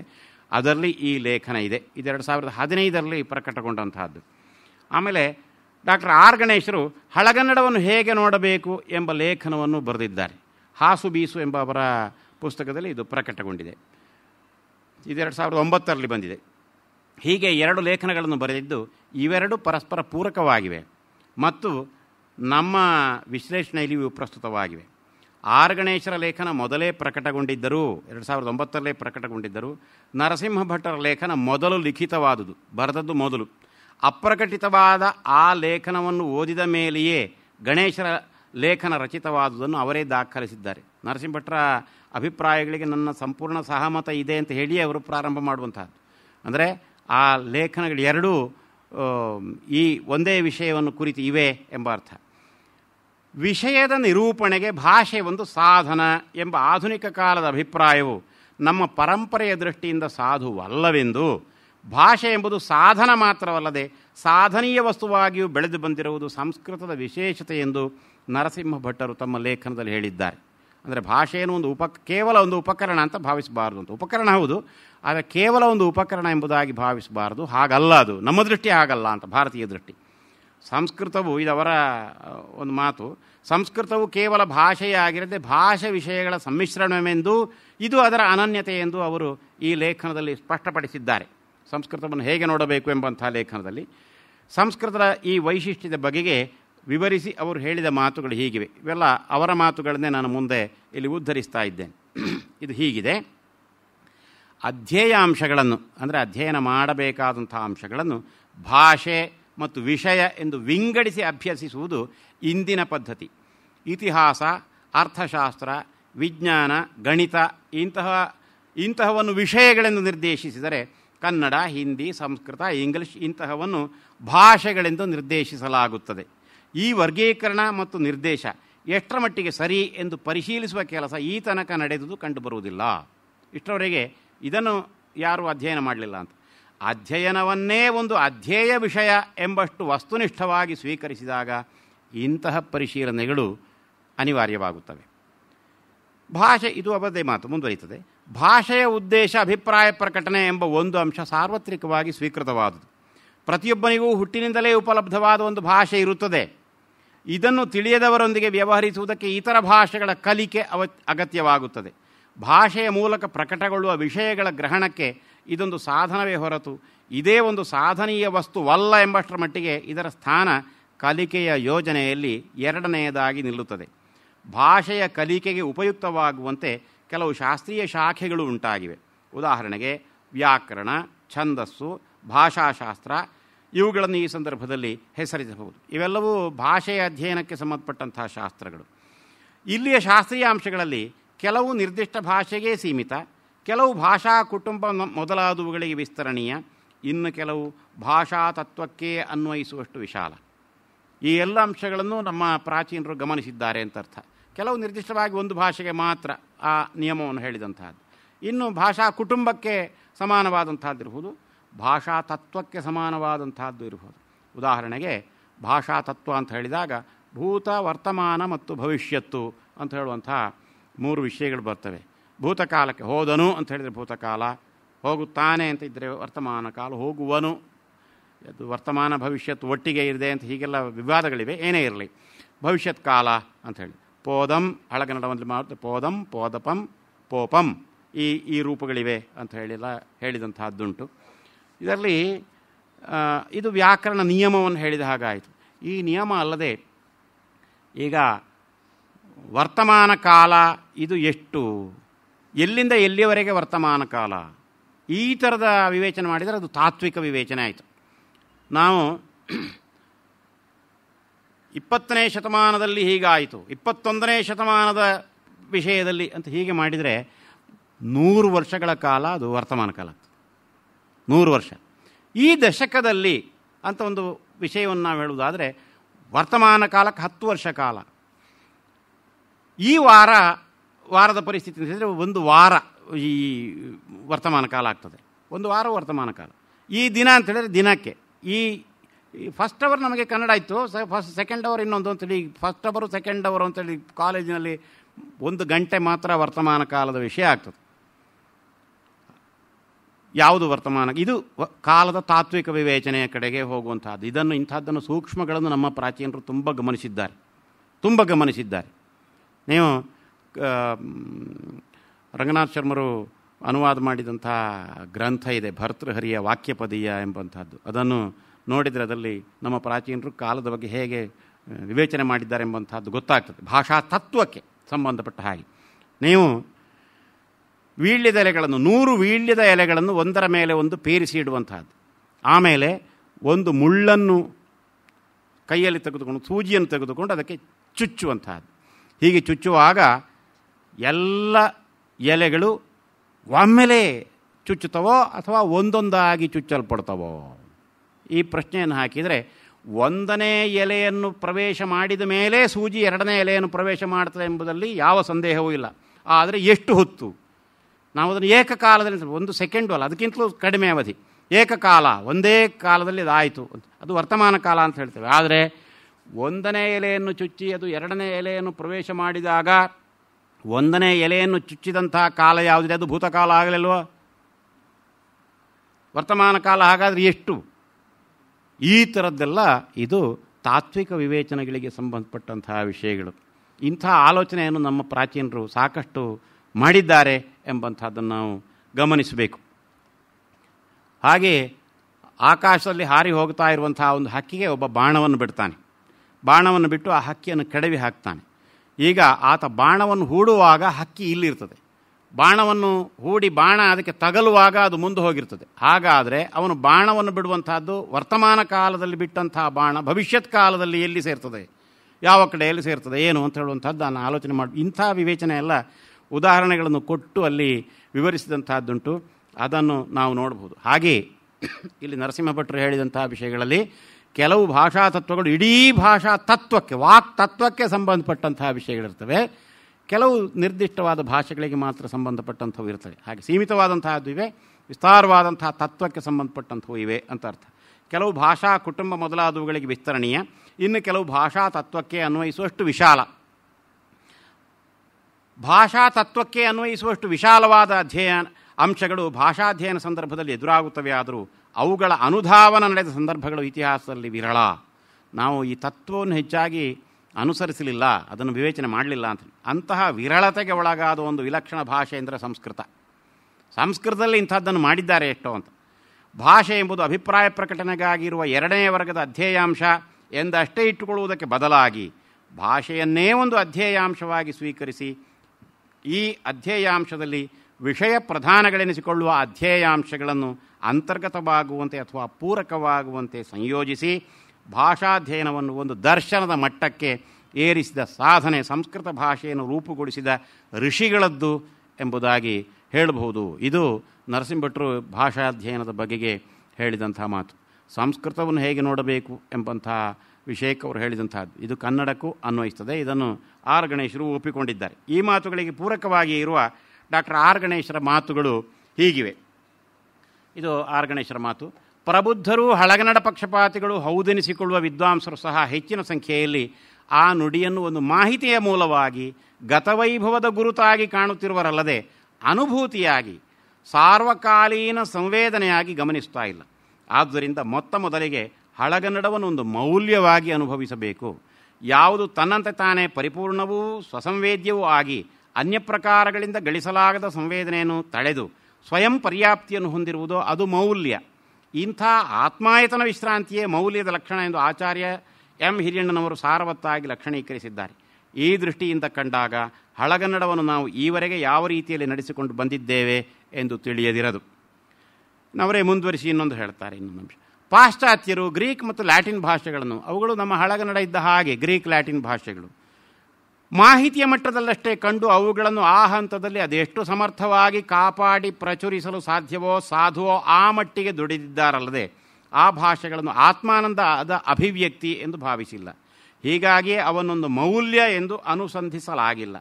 ಎಲ್ಲಿಯೋ ಒಂದೆರಡು ಖಾಸಗಿ ಮಟ್ಟದ ಅಪವಾದಗಳಿರಬಹುದಾದರೂ ಸಾಂಸ್ಥಿಕ ಹಾಗೂ ಸಾಮಾಜಿಕ ಸ್ತರದಲ್ಲಿ, ಶೈಕ್ಷಣಿಕ ಮತ್ತು ಸಾರ್ವಜನಿಕ ವಲಯಗಳಲ್ಲಿ ಪರಿಸ್ಥಿತಿಯು ಮೌಲ್ಯಬಾಹ್ಯವೇ ಎಂಬಂತಿದೆ. ಅಂದರೆ ಇದರ ಅರ್ಥ ಅದು ಒಂದು ಅಭಿವ್ಯಕ್ತಿ ಮಾಡುವಂಥ ಒಂದು ಸಾಧನ ಅಂತ ಮಾತ್ರ ಗ್ರಹಿಸಿದಂತಹದ್ದು ಅಂತ. ಆ ಒಂದು ದೃಷ್ಟಿಯ ಕೊರತೆ ಇದೆ ಪಾಶ್ಚಾತ್ಯರಲ್ಲಿಯೂ ಕೂಡ ಎಂಬಂಥದ್ದನ್ನು ಗಣೇಶರು ಇಲ್ಲಿ ಹೇಳ್ತಾ ಇರುವಂಥದ್ದು. ಅವರ ಮಾತೆ ಮುಖ್ಯವಾಗಿ ಮುಂದುವರಿಸ್ತೇನೆ. ಮುಖ್ಯವಾಗಿ ಮಾಹಿತಿ ಕೇಂದ್ರಿತವಾದ ಈ ಅಧ್ಯಯನ ಕ್ರಮವು ಗ್ರೀಕ್ ಲ್ಯಾಟಿನ್ಗಳನ್ನು ಮೂಲ ಅನುವಾದ, ವಿವಿಧ ಆಧುನಿಕ ಭಾಷೆಗಳಾದ English, French, German, Russian, Spanish, Italian ಇತ್ಯಾದಿ ಅನುವಾದ ರೂಪದಲ್ಲಿ ಅರ್ಥ ಮಾಡಿಕೊಳ್ಳಲು, ಸಂಶೋಧನೆಗಳಲ್ಲಿ ತೊಡಗಿಸಿಕೊಳ್ಳಲು ನೆರವಾಗುವುದಲ್ಲದೆ ಆಯಾ ಅಭಿಜಾತ ಭಾಷೆಗಳಲ್ಲಿ ಆಲೋಚಿಸುವ, ಗದ್ಯಪದ್ಯ ನಿರ್ಮಾಣ ಮಾಡುವ, ಅಲ್ಲಿಯ ರಚನಾ ವೈಶಿಷ್ಟ್ಯಗಳನ್ನು ಜೀವನದ ವಿವಿಧ ಜ್ಞಾನ ವಿಜ್ಞಾನ ಶಾಖೆಗಳಲ್ಲಿ ಸಂವೇದನಪೂರ್ವಕವಾಗಿ ಅನ್ವಯಿಸಿಕೊಳ್ಳುವ ಪ್ರಕಲ್ಪಗಳಿಗೆ ಒದಗಿ ಬರದು. ಇಂಥ ಮಾದರಿಯನ್ನೇ ಬ್ರಿಟಿಷರು ನಮ್ಮ ದೇಶದ ಸಂಸ್ಕೃತ ಪ್ರಾಕೃತಗಳಿಗೂ ಮಧ್ಯಪ್ರಾಚ್ಯದ ಪರ್ಷಿಯನ್ನಿಗೂ ಅನ್ವಯಿಸಿದರು. ಈ ಕಾರಣದಿಂದಲೇ ಇಂಥ ಭಾಷೆಗಳೆಲ್ಲ ಶಿಕ್ಷಣದಲ್ಲಿ ಅದೊಂದು ತೆರನಾದ ಜಡತ್ವವನ್ನು ತಳೆಯುವಂತಾಯಿತು. ಇನ್ನು ಹಳಗನ್ನಡದ್ದು ಇದೇ ಜಾಡಿನದ್ದಾದಲ್ಲಿ ಹೆಚ್ಚಿನ ಭರವಸೆ ಏನು ದಕ್ಕುವಂತಿಲ್ಲ. ವಸ್ತುತಃ ವಿಶ್ವವಿದ್ಯಾಲಯಗಳಲ್ಲಿ ಇಂದು ಹಳಗನ್ನಡದ ಅಧ್ಯಯನ ಹೀಗೆ ಸಾಗುತ್ತಿದೆ ಎಂಬುದಾಗಿ ಹೇಳಿದ್ದಾರೆ. ಅದನ್ನು ಒಂದು ವಿವರಣೆಯನ್ನು ಕೊಟ್ಟು ಬಿಡ್ತೇನೆ. ಈಗ ನಮ್ಮ ಪ್ರಾಚೀನರು ಹಳಗನ್ನಡವನ್ನು ಅಧ್ಯಯನ ಮಾಡಿದರು. ಹಾಗೆ ಹಳಗನ್ನಡವನ್ನು ಅಧ್ಯಯನ ಮಾಡಿ ಅವರು ತಮ್ಮದಾದಂಥ ಒಂದು ಗ್ರಂಥವನ್ನು ಬರೆಯುವಾಗ ಸಹಜವಾಗಿಯೇ ಅವರು ಕಾವ್ಯದ ರೂಪದಲ್ಲಿ ಛಂದೋಬದ್ಧವಾಗಿ ಬರೆಯುವಂಥ ಅಭ್ಯಾಸವನ್ನು ಮಾಡಿದರು. ಈ ಅಭ್ಯಾಸ ಸಹಜವಾಗಿ ಆ ವಿದ್ಯಾಭ್ಯಾಸದಲ್ಲಿ ಇರ್ತಾ ಇತ್ತು. ಈಗ ಹೊಸಗನ್ನಡ ಕಾಲದಲ್ಲಿ ಒಂದು ಕಂದ ಪದ್ಯವನ್ನು ಬರೀಬೇಕು ಅಂತ ಹೇಳಿದರೆ ಅದು ಹಿಂದಿನವರು ಬರೀತಾ ಇದ್ದದ್ದು ಅಂತ ಹೇಳ್ತಾರಷ್ಟೇ ಹೊರತು ಅದನ್ನು ಕಂದ ಪದ್ಯಗಳನ್ನು ಹೊಸ ಕಾಲದಲ್ಲಿಯೂ ಬರೀಲಿಕ್ಕೆ ಸಾಧ್ಯ ಅಂತ ಹೇಳುವಂಥದ್ದನ್ನು ತೋರಿಸಿದವರು ಕೆಲವೇ ಜನ ವಿದ್ವಾಂಸರು. ಅದರಲ್ಲಿ ಆರ್ ಗಣೇಶರದ್ದು ಬಹಳ ದೊಡ್ಡ ಸಾಧನೆ ಇದೆ, ಅದು ನಮಗೆಲ್ಲ ಗೊತ್ತೇ ಇರುವಂಥದ್ದು. ಹೀಗೆ ಹಳಗನ್ನಡದಲ್ಲಿ ಯೋಚಿಸುವ ಮತ್ತು ಅದರಲ್ಲಿ ಅಭಿವ್ಯಕ್ತಿಯನ್ನು ಚೆನ್ನಾಗಿ ಮಾಡುವಂಥ ವಿಧಾನವನ್ನು ನಾವೇನಾದರೂ ವಿದ್ಯಾಭ್ಯಾಸದಲ್ಲಿ ಕಲ್ಪಿಸಿದ್ದೇವೋ, ಅದಕ್ಕೆ ಅವಕಾಶ ಕೊಟ್ಟಿದ್ದೇವೋ? ಇಲ್ಲ. ಇದು ಯಾಕೆ ಕಾರಣ ಏನು ಅಂತ ಹೇಳಿದರೆ, ಪಾಶ್ಚಾತ್ಯರು ಅದನ್ನೊಂದು ಮಾಹಿತಿ ಮೂಲ, ಅದು ಹಳಗನ್ನಡ ಈಗಿಂದಲ್ಲ, ಅದನ್ನು ಅಧ್ಯಯನ ಮಾಡುವಂತಹದ್ದು, ಅದರಿಂದ ಏನುಂಟು ಅದನ್ನು ತೆಗೆದುಕೊಳ್ಳುವಂತಹದ್ದು ಅಷ್ಟೇ ಹೊರತು ಅದನ್ನು ನಾವು ಉಪಯೋಗ ಮಾಡುವಂತಹದ್ದು, ಅದನ್ನು ನಮ್ಮದನ್ನಾಗಿಯೇ ಇರಿಸಿಕೊಂಡು ಉಪಯೋಗ ಮಾಡುವಂತಹದ್ದು ಎಂಬ ಭಾವನೆ ಅಲ್ಲಿ ಇಲ್ಲ ಎಂಬಂಥದ್ದನ್ನು ಗಣೇಶರು ಹೇಳ್ತಾ ಇರುವಂಥದ್ದು. ಇನ್ನೊಂದು, ಅತಿಯಾದ ವ್ಯವಹಾರಿಕ ವಿಶ್ರಾಂತಿ ಇದ್ದಷ್ಟು ಭಾಷೆಯೊಂದರ ಭಾವಸೂಕ್ಷ್ಮತೆ ಹಾಗೂ ಭಾಷೈಕಾನನ್ಯತೆ ಸೊರಗುತ್ತದೆ. ಹೀಗಾಗಿ ಹಳಗನ್ನಡದ ಭಾವೋಪಯೋಗಿತೆ ನಮಗೆ ಅತ್ಯವಶ್ಯಕ. ಭಾವೋಪಯೋಗಿಯಾಗಿ ಅದನ್ನು ನಾವು ಉಪಯೋಗಿಸಲಿಲ್ಲ ಅಂತ ಹೇಳೋದು. ಹಾಗೆ ಇನ್ನೊಂದು ಮಾತು, ಹಳಗನ್ನಡವು ತನ್ನ ರಚನಾ ರೀತಿಯಿಂದ ಸ್ವಯಂಪೂರ್ಣವೆಂಬಂಥ ಭಾಷೆ. ಈ ನಿಟ್ಟಿನಲ್ಲಿ ಇದು ಸಂಸ್ಕೃತ, ಗ್ರಾಂಥಿಕ ತೆಲುಗು, ಮಣಿಪ್ರವಾಳ, ಮಹಾರಾಷ್ಟ್ರೀ, ಶೌರಸೇನಿ ಮೊದಲಾದ ವಿವಿಧ ಪ್ರಾಕೃತಗಳೇ ಮುಂತಾದ ಭಾಷೆಗಳನ್ನು ಹೋಲುತ್ತದೆ. ಅಂದರೆ ಈ ಎಲ್ಲ ಭಾಷೆಗಳಲ್ಲಿಯೂ ವಾಕ್ಕೊಂದರ ಮೂಲಭೂತ ಅಭಿವ್ಯಕ್ತಿ ಪ್ರಕಾರಗಳಾದ ಗದ್ಯ, ಪದ್ಯ, ಗೀತ, ಇದು ಮಾತಿನ ಮೂಲಭೂತ ಅಭಿವ್ಯಕ್ತಿ ಪ್ರಕಾರ. ಒಂದು ಗದ್ಯ, ಇನ್ನೊಂದು ಪದ್ಯ, ಇನ್ನೊಂದು ಹಾಡು, ಗೀತ. ಈ ಮೂರು ಪ್ರಕಾರಗಳಲ್ಲಿ ಇವೆಲ್ಲವನ್ನು ನಿರಾಯಾಸವಾಗಿ ಸಹಜ ಸುಂದರವಾಗಿ ನಿರ್ಮಿಸಬಲ್ಲ ಕಸುವಿರುತ್ತದೆ, ಸೌಲಭ್ಯ ಇರುತ್ತದೆ. ಅಷ್ಟೇ ಅಲ್ಲ, ನಿಬದ್ಧ ರಚನೆಗಳಾದ ಪದ್ಯ ಮತ್ತು ಗೀತ ಪ್ರಕಾರಗಳಲ್ಲಿ ಕೂಡ ಎಲ್ಲ ರೀತಿಯ ಛಂದಸ್ಸುಗಳ ಹಾಗೂ ಎಲ್ಲ ರೀತಿಯ ತಾಳಗಳ ಗತಿ ಲಯಗಳಿಗೂ ಸುಭಗವಾಗುವಂತೆ ಸಾಹಿತ್ಯವನ್ನು ನಿರ್ಮಿಸಬಲ್ಲಂತಹ ಶಕ್ತಿ ಸಂಪತ್ತಿಗಳಿರುತ್ತವೆ. ಇಂಥ ಸೌಭಾಗ್ಯವು ಹೊಸಗನ್ನಡವೂ ಸೇರಿದಂತೆ ಅನೇಕ ಭಾಷೆಗಳಲ್ಲಿ ಇಲ್ಲ ಎಂಬಂಥ ಮಾತನ್ನು ಅವರು ಹೇಳಿದ್ದಾರೆ.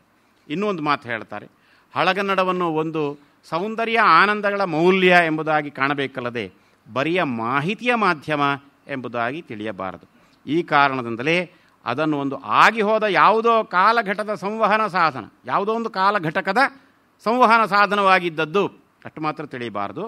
ಈ ಕಾರಣದಿಂದಲೇ ಅದನ್ನೊಂದು ಆಗಿ ಹೋದ ಯಾವುದೋ ಕಾಲಘಟಕದ ಸಂವಹನ ಸಾಧನವೆಂಬ ಸೀಮಿತ ದೃಷ್ಟಿಯಿಂದ, ಇದು ಸೀಮಿತ ದೃಷ್ಟಿ ಆಗ್ತದೆ, ಸಮೀಕ್ಷಿಸದೆ ಅದಕ್ಕಿರುವ ಸಾರ್ವಕಾಲೀನ ವಾರ್ತಮಾನಿಕತೆ, ಇದು ಅವರದೇ ಶಬ್ದ, ಗಮನಿಸಬೇಕಿದನ್ನು. ಸಾರ್ವಕಾಲೀನ ವಾರ್ತಮಾನಿಕತೆ ಅಂದರೆ ಎಲ್ಲ ಕಾಲದಲ್ಲಿಯೂ ಸಂಬದ್ಧಪಟ್ಟಂಥದ್ದು, ಅದು ಸಾರ್ವಕಾಲೀನ ವಾರ್ತಮಾನಿಕತೆ. ಅದನ್ನು ಗಮನಿಸುವಲ್ಲಿ ಜಾಗೃತರಾಗಬೇಕು. ಇದು ಬಹಳ ಮುಖ್ಯವಾದಂಥ ಒಂದು ಮಾತಾಗ್ತದೆ. ಇದಿಷ್ಟು ನರಸಿಂಹ ಭಟ್ರು ಮತ್ತು ಗಣೇಶರು ಪರಸ್ಪರ ಪೂರಕವಾದಂಥ ಎರಡು ಲೇಖನಗಳಲ್ಲಿ ಹೇಳಿದಂಥ ಮಾತುಗಳನ್ನು ನಾನು ಉದ್ಧರಿಸಿದಂಥದ್ದು. ಅದಕ್ಕೆ ಬೇರೆ ವ್ಯಾಖ್ಯಾನ ಅವಶ್ಯ ಇಲ್ಲ. ಪ್ರಬಂಧದ ಕೊನೆಯ ಭಾಗಕ್ಕೆ ಬರ್ತಾ ಇದ್ದೇನೆ. ಹಳಗನ್ನಡವು ನಮಗೇಕೆ ಬೇಕು ಎಂಬುದಕ್ಕೆ ಈ ಮೇಲಿನ ಉದ್ಧರಣೆಗಳಲ್ಲಿ ವಿವರವಾದ ಉತ್ತರಗಳಿವೆ. ಮುಂದುವರಿದು ಆರ್ ಗಣೇಶರು ಹಳಗನ್ನಡದ ಬಗೆಗೆ ಇದೊಂದು ಅಭಿಪ್ರಾಯವನ್ನು ಪ್ರಕಟಿಸಿದ್ದಾರೆ. ಹಳಗನ್ನಡವನ್ನು ಸಂಸ್ಕೃತದಂತೆ ಯಾವುದೋ ದರ್ಶನಶಾಸ್ತ್ರಗಳ, ಮತಾಚಾರಗಳ, ಲೌಕಿಕ ವಾರ್ತೆಗಳ ವ್ಯುತ್ಪತ್ತಿಗಾಗಿ ಕಲಿಯುವ ಪ್ರಮೇಯವೇ ಇಲ್ಲ. ಇದೊಂದು ರೀತಿಯಲ್ಲಿ ವರವೇ ಆಗಿದೆ. ಏಕೆಂದರೆ ಭಾಷೆಯೊಂದನ್ನು ಅದರಲ್ಲಿಯ ಕೇವಲ ಸಾಹಿತ್ಯಾನುಭೂತಿ ಮತ್ತು ನುಡಿಯ ಬೆಡಗುಗಳಿಗಾಗಿ ಕಲಿಯುವಾಗಲೇ ಅದರ ಸ್ವಾತ್ಮಾಯತನವಾದ ಅನನ್ಯತೆ ತಿಳಿಯುತ್ತದೆ. ಇಲ್ಲವಾದಲ್ಲಿ ಬಲು ಬೇಗನೆ ಅಂಥ ಅಧ್ಯಯನವು ಸವ್ಯಾಜವಾಗುವ ಫಲಕೃಪಣವೆಂದೂ ಎನಿಸುವ ಅಪಾಯವುಂಟು. ಈ ತೆರನಾದ ಸಮಸ್ಯೆಯು ಸಂಸ್ಕೃತಕ್ಕಿರುವಂತೆ ಹಳಗನ್ನಡಕ್ಕಿಲ್ಲ. ಈ ಮಾತಿನಲ್ಲಿ ಅವರು ಏನು ಹೇಳ್ತಾ ಇದ್ದಾರೆ ಅಂತ ಹೇಳಿದರೆ, ನಾವು ಹಳಗನ್ನಡವನ್ನು ಯಾವುದೋ ಶಾಸ್ತ್ರಕ್ಕಾಗಿ ಅಧ್ಯಯನ ಮಾಡ್ತಾ ಇಲ್ಲ ಅಂತ. ಈಗ ಸಂಸ್ಕೃತವನ್ನು ಯಾಕೆ ಕಲಿತೀರಿ ಅಂತ ಕೇಳಿದರೆ, ಕೆಲವರು ನಾನು ಜ್ಯೋತಿಷ ಕಲೀಲಿಕ್ಕೆ ಸಂಸ್ಕೃತ ಕಲಿತೇನೆ ಅಂತ, ಇನ್ನು ಕೆಲವರು ವೇದಾಂತ ಕಲೀಲಿಕ್ಕೆ ಸಂಸ್ಕೃತವನ್ನು ಕಲಿತೇನೆ ಅಂತ, ಇನ್ನು ಕೆಲವರು ಇನ್ಯಾವುದೋ ಶಾಸ್ತ್ರವನ್ನು ಅಧ್ಯಯನ ಮಾಡಲಿಕ್ಕೆ ಬೇಕಾಗಿ ಸಂಸ್ಕೃತ ಆಯುರ್ವೇದಕ್ಕಾಗಿ ಸಂಸ್ಕೃತ ಕಲಿತೇನೆ ಅಂತ ಹೇಳ್ಬೋದು. ಅಂದರೆ ಯಾವುದೋ ಒಂದು ಕಾರಣವನ್ನು ಹಿಡ್ಕೊಂಡು ಸಂಸ್ಕೃತವನ್ನು ಕಲಿಯುವಂಥದ್ದು. ಕನ್ನಡವನ್ನು ಹಾಗೆ ಕಲಿಯುವಂಥ ಪ್ರಮೇಯ ಇಲ್ಲ, ಹಳಗನ್ನಡವನ್ನು ಹಾಗೆ ಕಲಿಯುವಂಥ ಪ್ರಮೇಯ ಇಲ್ಲ. ಹಳಗನ್ನಡದಲ್ಲಿ ಸಾಕಷ್ಟು ಈ ಕ್ಷೇತ್ರಗಳ, ಶಾಸ್ತ್ರೀಯ ಕ್ಷೇತ್ರಗಳ ಗ್ರಂಥಗಳು ಬಂದಿವೆ. ಜ್ಯೋತಿಷಾಸ್ತ್ರ ಗ್ರಂಥಗಳು ಬಂದಿವೆ, ಗಣಿತಶಾಸ್ತ್ರ ಗ್ರಂಥಗಳು ಬಂದಿವೆ, ಸಂಗೀತ ಶಾಸ್ತ್ರ ಗ್ರಂಥಗಳು ಬಂದಿವೆ, ಸೂಪಶಾಸ್ತ್ರ, ಅಡಿಗೆ ಮಾಡುವುದು ಹೇಗೆ ಅಂತ ಹೇಳುವಂಥ ಶಾಸ್ತ್ರ ಗ್ರಂಥಗಳು ಕೂಡ ಹಳಗನ್ನಡದಲ್ಲಿ ಬಂದಿವೆ. ಹಳಗನ್ನಡ, ನಡುಗನ್ನಡದಲ್ಲಿ ಬಂದಿವೆ. ಕಾಮಶಾಸ್ತ್ರ ಬಂದಿದೆ. ಇಂಥ ಅನೇಕ ಗ್ರಂಥಗಳಿವೆ. ಆದರೆ ಆ ಶಾಸ್ತ್ರಗಳ ಅಧ್ಯಯನಕ್ಕಾಗಿ ನಾವು ಹಳಗನ್ನಡವನ್ನು ಕಲಿತಾ ಇಲ್ಲ.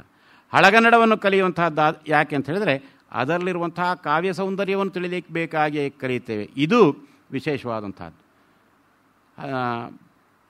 ಯಾವುದೋ ಒಂದು ಕಾರಣಕ್ಕಾಗಿ, ಸವ್ಯಾಜ ಅಂತ ಹೇಳಿದ್ದಾರೆ ನೋಡಿ, ಯಾವುದೋ ಒಂದು ಕಾರಣಕ್ಕಾಗಿ ಕಲಿಯುವಂತಹದ್ದು ಅಂತ ಆದರೆ ಅದನ್ನು ಕಲಿತಾದ ಕೂಡಲೇ ಸಂಸ್ಕೃತವನ್ನೇ ಮರೆತು ಬಿಡ್ಬೋದು. ಆಯುರ್ವೇದ ಅವನೇ ಗಟ್ಟಿ ಆಯಿತು, ಸಂಸ್ಕೃತವನ್ನೇ ಮರೆತು ಬಿಡ್ಬೋದು. ಬಾಕಿದ್ದ ಸಂಸ್ಕೃತದ ಇತರ ವಿಷಯಗಳಿಗೆ ಹೋಗುವುದೇ ಇಲ್ಲ ಅಂತ ಹೇಳುವಂಥದ್ದು. ಹಳಗನ್ನಡದಲ್ಲಿ ಆದ್ರೆ ಹಾಗಲ್ಲ. ಹಳಗನ್ನಡವನ್ನೇ ಅಧ್ಯಯನ ಮಾಡಿ ಅದರ ಸೌಂದರ್ಯವನ್ನು, ಭಾಷಾ ಸೌಂದರ್ಯವನ್ನು ತಿಳಿದುಕೊಳ್ಳುವಂತಹ ಸಾಧ್ಯತೆ ಇದೆ ಎಂಬ ಆ ಮಾತನ್ನು ಅವರು ಹೇಳೋದು.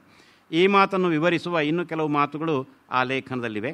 ಇನ್ನಷ್ಟು ವಿಚಾರ ಮಾಡಿದರೆ ಹಳಗನ್ನಡವು ಸಂಸ್ಕೃತದ ಕಡೆಗೆ ನಮ್ಮನ್ನು ಕರೆದೊಯ್ಯುವ ಮಾರ್ಗ ಎಂದು ತಿಳಿಯುವಂತಿದೆ. ಇದು ಲೇಖನದ ಕೊನೆಗೆ ನಾನೇ ಹೇಳ್ತಾ ಇರುವಂಥದ್ದು.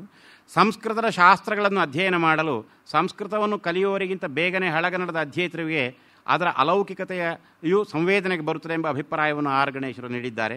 ಆದರೆ ಹಳಗನ್ನಡದ ಅಧ್ಯಯನದಿಂದ ಒದಗುವ ಈ ದೃಷ್ಟಿ ವಿಶೇಷವು ಸಂಸ್ಕೃತದ ಎಡೆಗೆ ನಮ್ಮ ದೃಷ್ಟಿಯನ್ನು ಶುದ್ಧಗೊಳಿಸುವುದಲ್ಲದೆ ಪ್ರಯತ್ನಪಟ್ಟು ಅಧ್ಯಯನದಲ್ಲಿ ಸಂಸ್ಕೃತವನ್ನು ಬಳಸಿಕೊಳ್ಳುವ ಕಡೆಗೆ ನಮ್ಮನ್ನು ಸೆಳೆಯುವುದು ಎಂಬುದರಲ್ಲಿ ಸಂದೇಹವಿಲ್ಲ. ಈ ಮಾತನ್ನು ಗಮನಿಸಬೇಕು ನೀವು. ಹಳಗನ್ನಡದ ಅಧ್ಯಯನದಿಂದ ನಮ್ಮಲ್ಲಿ ಇರಬಹುದಾದ ಪೂರ್ವಗ್ರಹ ಇದು ಹೊರಟು ಹೋಗ್ತದೆ ಅಂತ.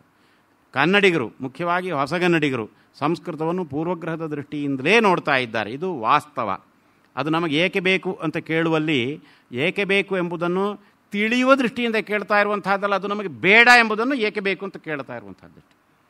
ಅದು ಬೇಡ ಎಂಬ ಅರ್ಥದಲ್ಲಿ ಏಕೆ ಬೇಕು ಎಂಬುದಾಗಿ ಕೇಳುವಂಥದ್ದು. ಅದು ಏಕೆ ಬೇಕು ಎಂಬುದನ್ನು ನಾವು ಧನಾತ್ಮಕವಾಗಿ, ಪಾಸಿಟಿವ್ ಆಗಿ ತೆಗೆದುಕೊಂಡು ಈ ಉತ್ತರಗಳನ್ನು ಕೊಡಲಿಕ್ಕೆ ಪ್ರಯತ್ನ ಪಟ್ಟಂತಹದ್ದಿಲ್ಲಿ. ಏಕೆ ಬೇಕು ಎಂಬಂತಹದ್ದೊಂದು ವಿಶ್ಲೇಷಣೆಯ ಅಂಶ ಎಂಬಂತಹದ್ದನ್ನು ಇರಿಸಿಕೊಂಡು ನಾವು ಈಗ ಮಾತನಾಡ್ತಾ ಇದ್ದೇವೆ. ಹಾಗೆ